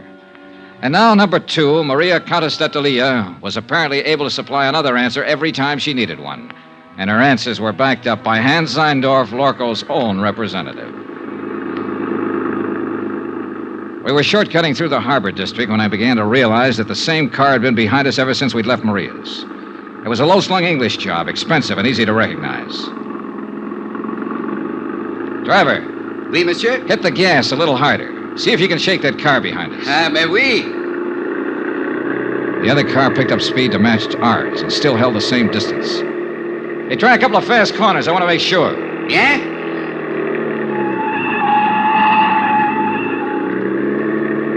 The next place where the street narrows down. Stop fast. Swing crosswise. Block off the road. I want to stop that guy and have a talk with him. Hey, you understand what I mean? Mais oui, monsieur. Just like in the movies. Yeah, well, something like that. Hey, there's a place coming up. Let's have a go at it. You do not worry. I will do it good. Yeah, I only hope we've seen the same movies. Now, monsieur. I was out of the cab fast and running back down the street. The other driver had jammed on his brakes and finally skidded to a stop against the curb. I reached for the handle, jerked the door open, and the man inside came out swinging. A big man, little on the beefy side, but plenty tough. I didn't know him, never seen him before. He fought silently and fought hard, but he was a sucker for a lift. I knelt down on the pavement and started to go through his pockets. I hadn't even noticed the other car pull up. Nom de chien, Monsieur Dollar. Huh? Do you merely plan to rob him, or do you also intend to cook him and eat him? Oh, you really get around, Inspector. A policeman must socialize, monsieur. It broadens the outlook. Come, we walk. My chauffeur will take care of reviving your victim. Do you happen to know the victim? Mais oui. He is Monsieur Charles K. Barrett of Chicago. Maria's ex-boyfriend. Something of the sort, I believe. How did you happen to get here so conveniently? Oh, I was following you. Farther back, of course. Then why didn't you pitch in when the fight started? And spoil such a remarkable display of fisticuffs? Okay. It is true the footwork was mediocre, but the verve, the enthusiasm, the violence, superb, monsieur. I can't quite figure you, Inspector. Well, sometime we must talk about it. Monsieur, you will be most happy to know that we have identified the person who occupied the plane seat next to the diamond courier. Oh? They shared a bottle of wine during the flight. Undoubtedly, that is how the poison was administered. And who is the person? A man named Bobo. Bobo? Oui. He is well known in the Kasbah. He is a thief, smuggler, dope peddler, and it is said he can be hired as a killer. Have you picked him up yet? Well, I have not tried to. Why not? Why not? Monsieur, in the Kasbah, at the sight of a uniform, everyone vanishes, like rabbits in their holes. The Kasbah, huh? Another thing. The property agent who was struck on the head, Andre Jardine, he has disappeared from the hospital. Disappeared? How? His window was open, the room was upset. It was very odd. Yeah. Look, Inspector, I think I'll get on back to the hotel and get some sleep. No, as you wish. Yeah, I'll talk to you tomorrow. Oh, there is one more thing, Monsieur Dollar. Huh? I think perhaps I should warn you of something in the event you should call again on the Comtesse. Warn me of what? Well, 2 days ago, I installed a dictaphone in her apartment. You what? I must admit I found your conversation this evening most entertaining. Inspector, you are a rat. Oh, please do not concern yourself in the least. I am the soul of discretion. Maybe. Monsieur, I am a Frenchman.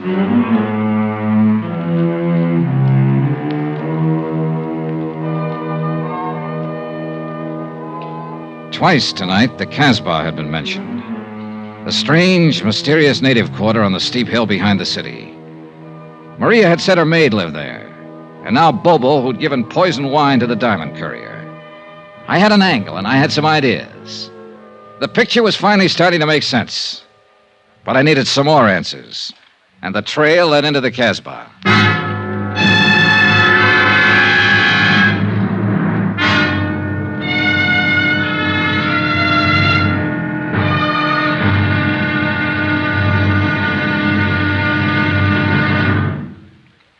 There'll be another intriguing episode in our story of the Lorco Diamonds matter tomorrow. Tomorrow, a bungling fool, a tightening net, and a violent death in a crooked alley of the Casbah.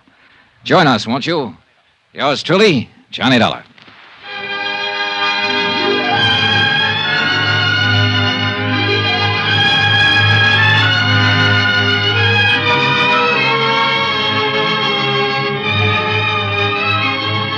Yours truly, Johnny Dollar, starring Bob Bailey, is transcribed in Hollywood. Written by Les Crutchfield, it is produced and directed by Jack Johnstone. Be sure to join us tomorrow night, same time and station, for the next exciting episode of Yours truly, Johnny Dollar. Roy Rowan speaking.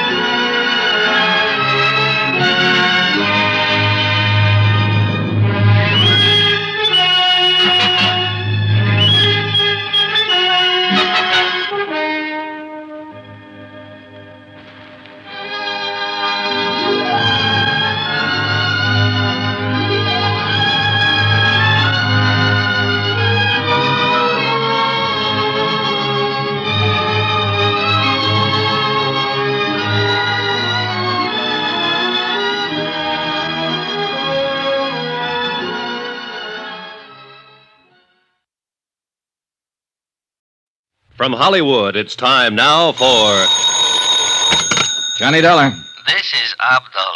Abdul? You don't know me. So? I have the little business. Well, I'm so happy for you. Hope it's doing well. Not bad. Okay, you what? You don't know me, but you're looking for me. Now look, Joe, Abdul. It is a business to get jobs for people, for servants. Oh, the employment agent. Ah. Have you got the address of that girl who worked for the Countess d'Atelier? Oh, sure. You're very lucky. She's very pretty. You've got the wrong idea, Abdul. I just want to talk to her. Sure. Where does she live? For $20, I will remember. I'll give you 10. No, she's worth more. Look, knock it off. I gotta find her and talk to her fast while I'm still alive. And while she is.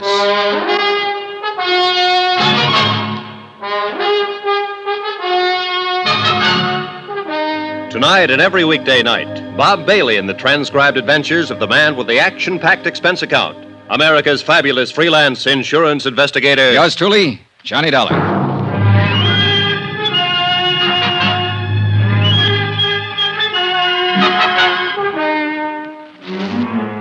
From Special Investigator Johnny Dollar, location Algiers, North Africa, to the Home Office Transworld Fidelity Company, Hartford, Connecticut. Assignment, the Lorco Diamonds matter. $100,000 worth missing. Expense account continued. Item 9, $15 even. Gratuity, tip, gift, bonus, Ah, why kid about it? It was a bribe. To a man named Abdul for the address of a girl named Chada. An address up in the native quarter, the Casbah. But the idea wasn't romance, no matter what Abdul thought. 4 hours earlier, in the Countess d'Atelier's apartment, somebody had turned on the gas and tried to kill one or both of us. It was 9 to 1 that the somebody was Chada the servant. I wanted to ask her why. I'd put my coat on and was just on the point of leaving my hotel. I slipped a gun into my side pocket and moved over to the door. Yeah, who is it? Charlie Barrett. The guy you beat the daylights out of a couple hours ago, you know what I mean? No hard feelings, Dal. I just want to talk it over. All right, Barrett. What's on your mind? You object if I come inside? It's kind of personal, you know what I mean? Probably. All right, come on in. Much obliged. Hey, I didn't know who you were, but when we got in that little fracas, that cop told me about it afterward. Man, you really got a wallop on you. You make a fella know he's had it, you know what I mean? Is that why you're here, a postmortem on the fight? No. That's done and over. You whipped me, fair and square, as far as I'm concerned. Hey, Barrett, if you've got anything to say, let's have it fast. I'm in a hurry to get out of here. Oh, well, I sure don't want to take up no more of your time than necessary. I know how it is. Of course, I'm on vacation now, but back in Chicago, I'm in the meat business. Look, Barrett, would you At please... least in a way I am. I'm in byproducts, actually. You know what they say? Use everything but the squeal. Well, I'm the fella that cans a squeal, you get it?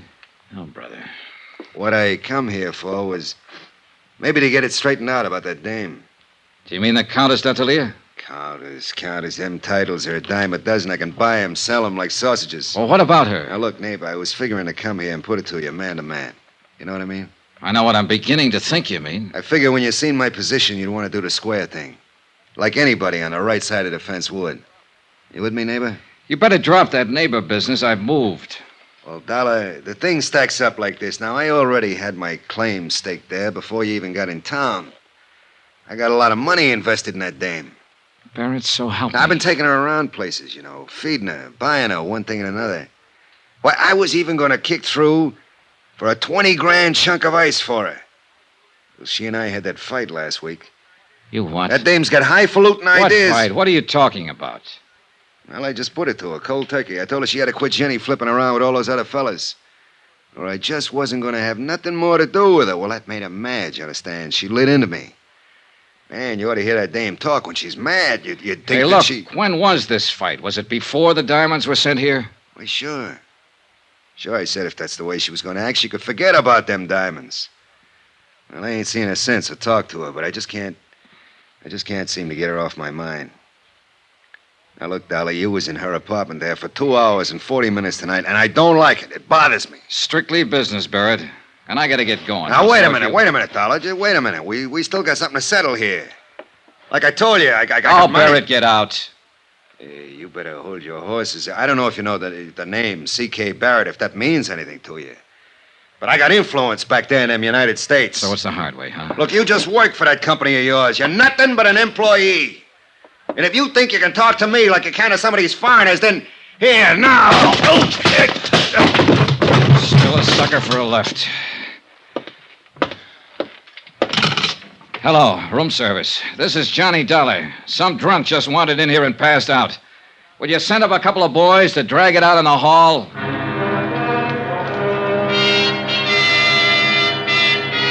Expense account item 10, $5.30. A tip to the bellboys and taxi fare to the Casbah. The taxi dropped me off at the end of the causeway, and from there on I walked.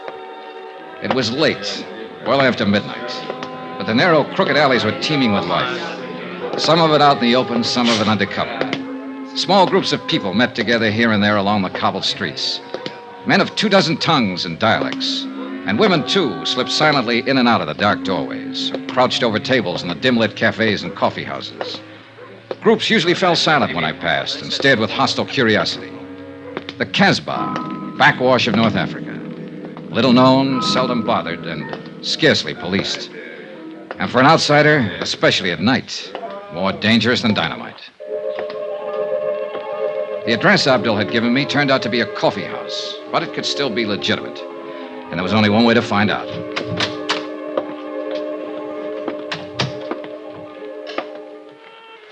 What do you want? I want to see Chata. What for? Private reasons. Chata's not here. Where can I find her? Take a seat. Table in the corner. Maybe she come. I took the seat, ordered coffee, and waited. A wrinkled old Arab squatted on a rug in the middle of the room and played strange, weird melodies. Gradually, the other patrons went back to their conversations, ignoring me completely. In fact, pointedly. 20 minutes passed. The girl didn't show. You will, of course, not object, monsieur, if I take the liberty of joining you? No, sit down. Merci. So, you wish to see Chat? Yeah, that's right.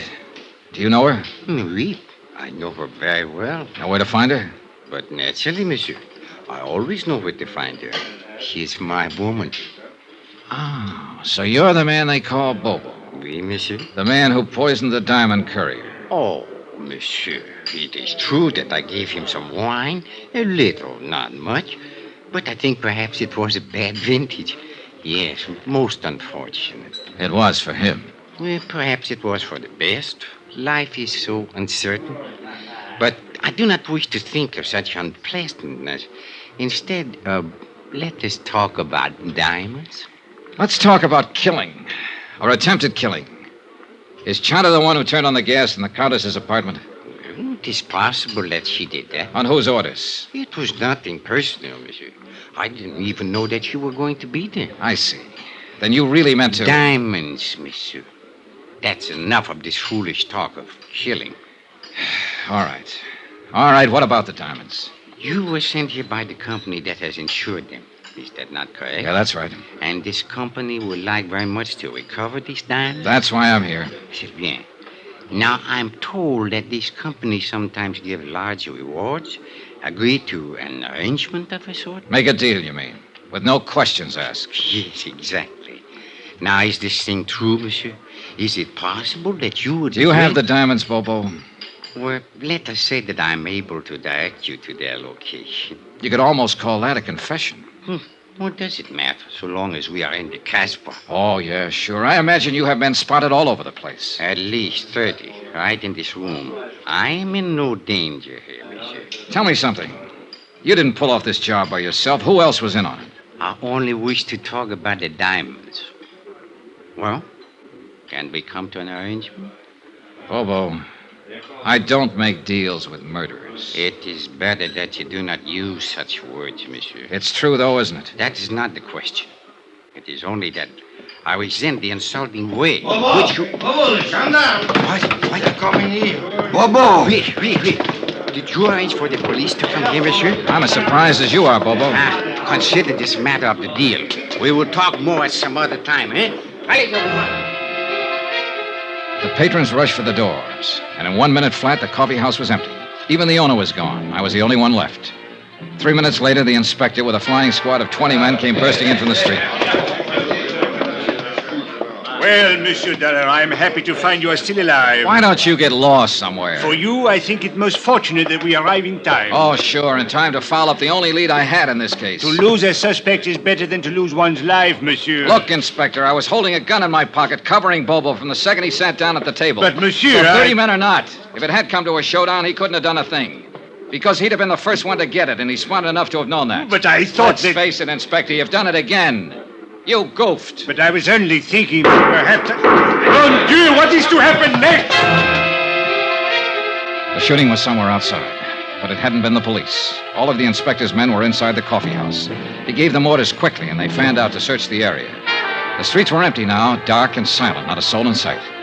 We split up into pairs. I worked with Inspector Marcus for a while, then left him and searched alone along a narrow side passage. And that's where I found him. He'd been shot 3 times in the back, and he was dying. Monsieur Dollar. Yeah, Bobo. You can't forget that deal, I think. Yeah. It's a little too late for deals now. Who was in on it with you, Bobo? Look, you've got nothing to lose by talking. You know that, don't you? Accept my honor, monsieur. As a citizen of the Casbah. Who shot you? A dragon, monsieur. 12 feet tall, with fiery eyes. All right, Bobo, all right. But just tell me this. Just one thing. Are you the man who attacked the property agent at the airport, the man who slugged Andre Jourdain? Oui, monsieur. I do it very good. No, almost I kill him. It's too bad.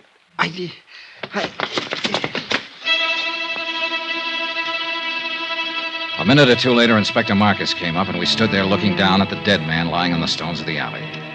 He was a short man, stockily built, with wide shoulders and a deep chest. It was the body of a man of action, of accomplishment. But he'd chosen to be a smuggler, dope peddler, thief, and killer. And now he had become the victim of another killer. Did he say anything, monsieur? Was he able to talk? Yeah, enough. Eh? What is it you mean, monsieur? Do you know who is guilty of this? Yeah, that's right, Inspector. I know the whole story now. The whole filthy, rotten story.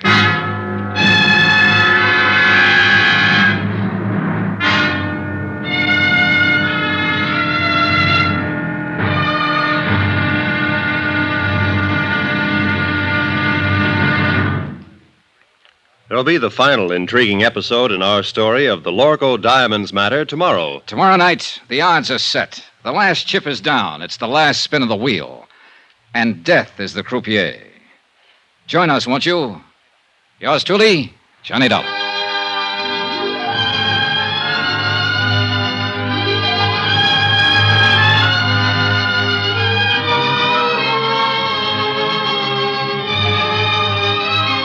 Yours truly, Johnny Dollar, starring Bob Bailey, is transcribed in Hollywood. Written by Les Crutchfield, it is produced and directed by Jack Johnstone. Be sure to join us tomorrow night, same time and station, for the next exciting episode of Yours truly, Johnny Dollar. Roy Rowan speaking.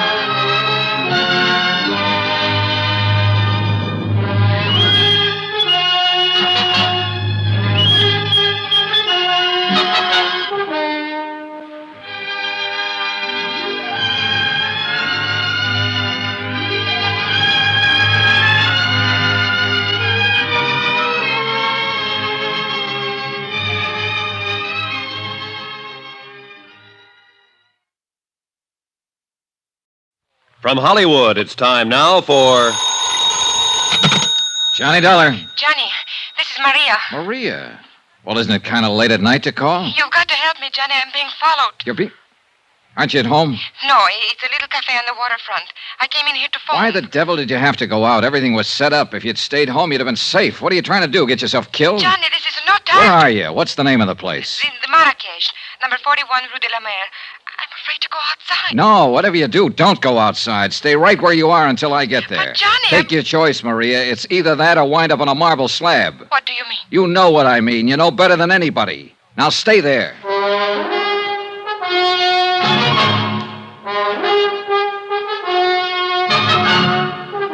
Tonight and every weekday night, Bob Bailey in the transcribed adventures of the man with the action-packed expense account, America's fabulous freelance insurance investigator. Yours truly, Johnny Dollar.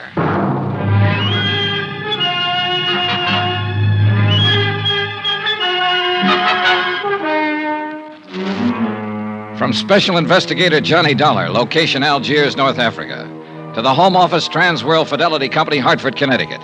Assignment, the Lorco Diamonds matter. $100,000 in jewels stolen and a murder. Expense account continued. Item 12, $2.20. Taxi fare to the waterfront of the Marrakesh Cafe. There was no time to lose and no time to get help from Inspector Marcus. A half hour earlier, he'd set a trap, and he and his men were staked out around Maria's apartment house waiting. But apparently, she'd gone to the cafe before he got there. So now the whole thing had blown wide open.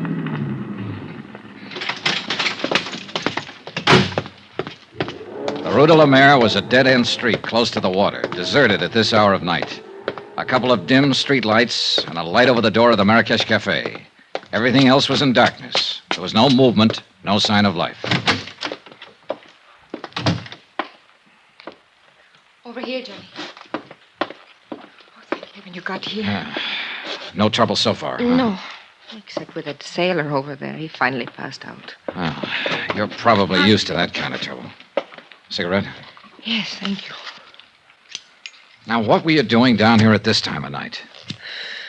I was visiting a friend. Is that the friend's car parked out at the curb?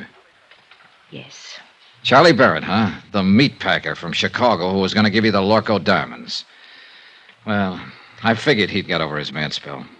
How did you know about it? He told me just before I knocked him out for the second time tonight. He said you two had a fight over a week ago, and that he told you he wasn't buying any diamonds after all.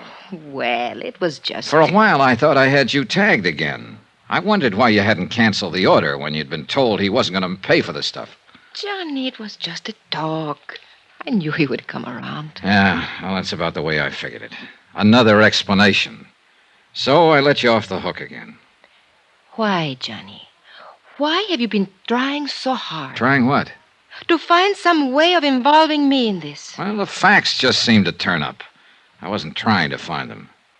It made a big difference, didn't it? Learning about Mr. Barrett. Learning what about him?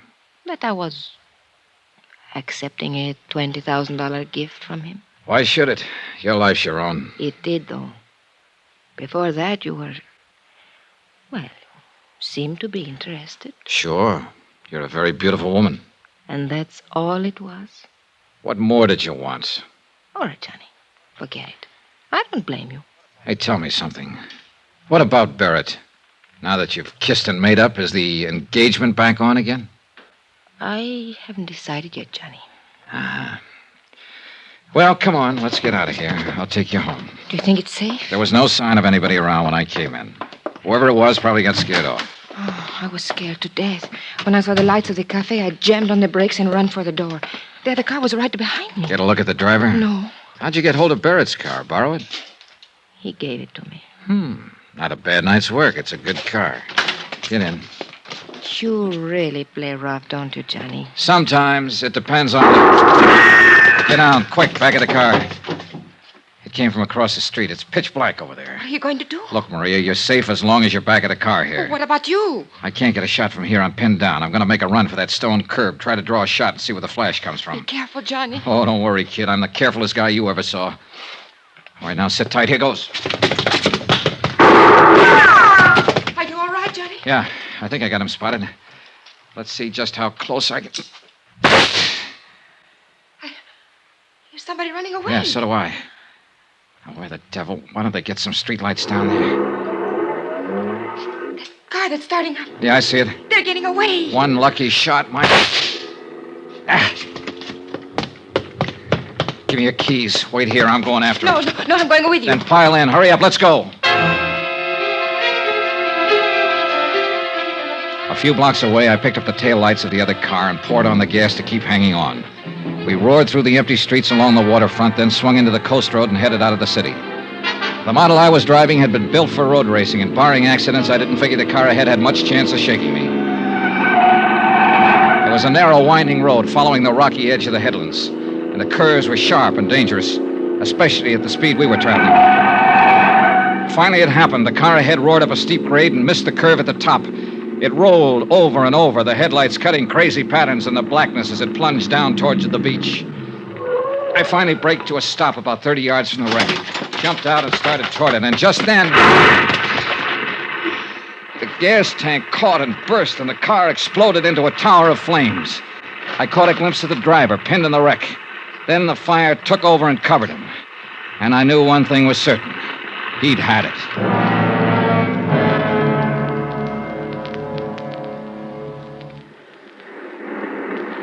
It's dying down. Yeah. The gasoline is all burned now. What a terrible way to die. What way isn't? I guess... Johnny, could I have a cigarette, please? Yeah, sure. Here you go. Thank you. Yeah, light up, Maria, while you watch him burn. What a horrible thing to say. It's quite a relief, though, isn't it, knowing you're safe now? Well, of course it's a relief when someone has just tried to kill you and now you know that they... That's true, but it's not what I meant. I don't think I understand you. What I meant was you're safe because now he won't be able to talk. Able to... Who won't be able? Do you mean you know who's in that car? Of course, and so do you. It's the customs property agent, Andre Jardine. Andre? Sure. Who else would have any reason to kill you, since he was the only one left after... Oh, I guess you haven't heard about it yet. Bobo's dead, too. What? Who is Bobo? Your other partner. Andre shot him in the back earlier tonight up in the Casbah. So you're doubly safe now, Maria. They're both dead. And for everything else, you've got an explanation. With just one exception. I don't even know what you're talking Oh, about. now, don't be modest. Actually, it was quite a scheme, whether you thought it up or Andre Oh, did. you are out of your mind. The idea was to make sure the diamond courier died, either on the plane or at least before he got through customs. That way, the courier's briefcase would be sent to Andre's office. Then Bobo was to help Andre fake the stick-up.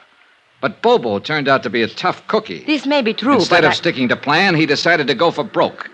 When he slugged Andre, he tried to make it stick, but Andre managed to reach his gun, so he ended up in the hospital instead of the morgue. What has all this got to do with me? Then Andre got the idea of a double cross. He left the hospital, went into the Casbah to look for Bobo. He found him, and he killed him. I still don't see His next step was a natural, to knock you off and keep the whole take for himself. We expected it, and we were ready for him. Inspector Marcus is staked out right now at your apartment house, waiting for Andre to show up. We didn't know you'd already gone out earlier. Well, all of this may be true, Johnny. But why do you insist on trying to fit me into the picture? Because that's where you belong.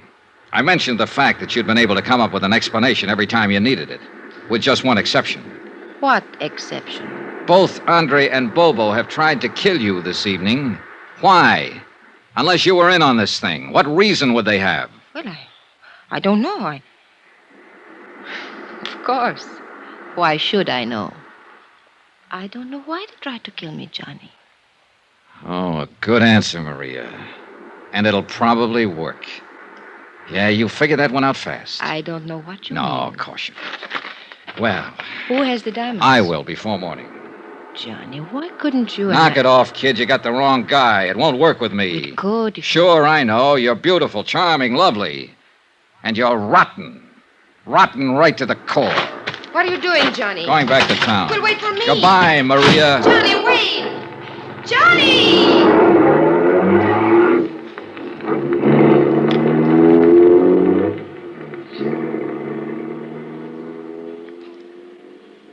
An hour later, I was out at the air terminal in the customs property office watching Inspector Marcus open a vault. Mon Dieu, what a nuisance. Always they make these combinations so difficult. That's the general idea, Inspector. True, but still one would think that... There we are. And now, if you are correct, Monsieur Dollar, we shall soon have our hands... There, that briefcase in the corner. Mais oui. It is the one. Good. Let's have a look at it. It will be necessary to force the lock. Here, pry it open with this. Looks like an easy one. It is merely a matter of... Voila. Ooh, beautiful, no? Yeah. Too beautiful. Tell me something, Monsieur Dollar. What made you know that Andre Jardine was guilty? Something Bobo said, just before he died. Yeah. He confessed he was the man who had slugged Andre. But Andre had described his assailant as tall and thin. Bobo was short with a stocky build. Andre had lied. And all this time, the diamonds were right here in this vault to which Andre, as property agent, had access. Can you think of a safer place? Hey, Inspector, what about Maria D'Attoria? Well, I am inclined to agree with you, Monsieur Dollar, but... well... Yeah, I know. Nothing but suspicion. Yeah, precisely. If I were to file charges and bring her to trial on such evidence as this, well, she would cry a little, perhaps, and look very beautiful. And, monsieur, the court would hang me, not her. Yeah, you're right. You could never make it stick. C'est la vie.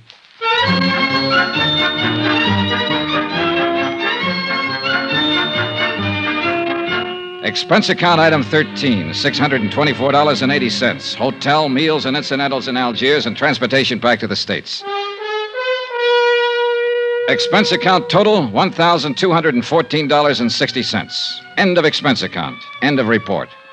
Remarks? Social item. To be circulated widely. The Countess Maria D'Attolia was married yesterday to C.K. Barrett, a big tycoon in the meat business. The happy couple will make their home in Chicago. All companies in that area who may be asked to underwrite insurance on the life of C.K. Barrett don't. Yours truly, Johnny Dollar.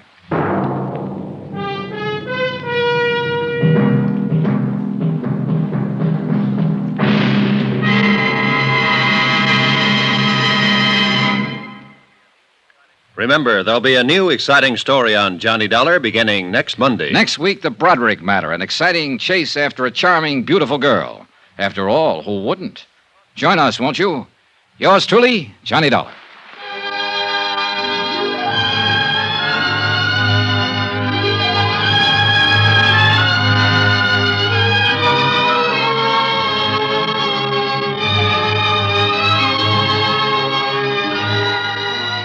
Yours truly, Johnny Dollar, starring Bob Bailey, is transcribed in Hollywood.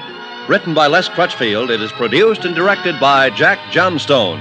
Heard in this week's cast were Lillian Bayef, Jack Moyles, Victor Perrin, C.K. Barrett, Lawrence Dobkin, Forrest Lewis, and Jay Novello. Musical supervision by Amerigo Marino. Be sure to join us on Monday night, same time and station, for another exciting story of Yours truly, Johnny Dollar. Roy Rowan speaking.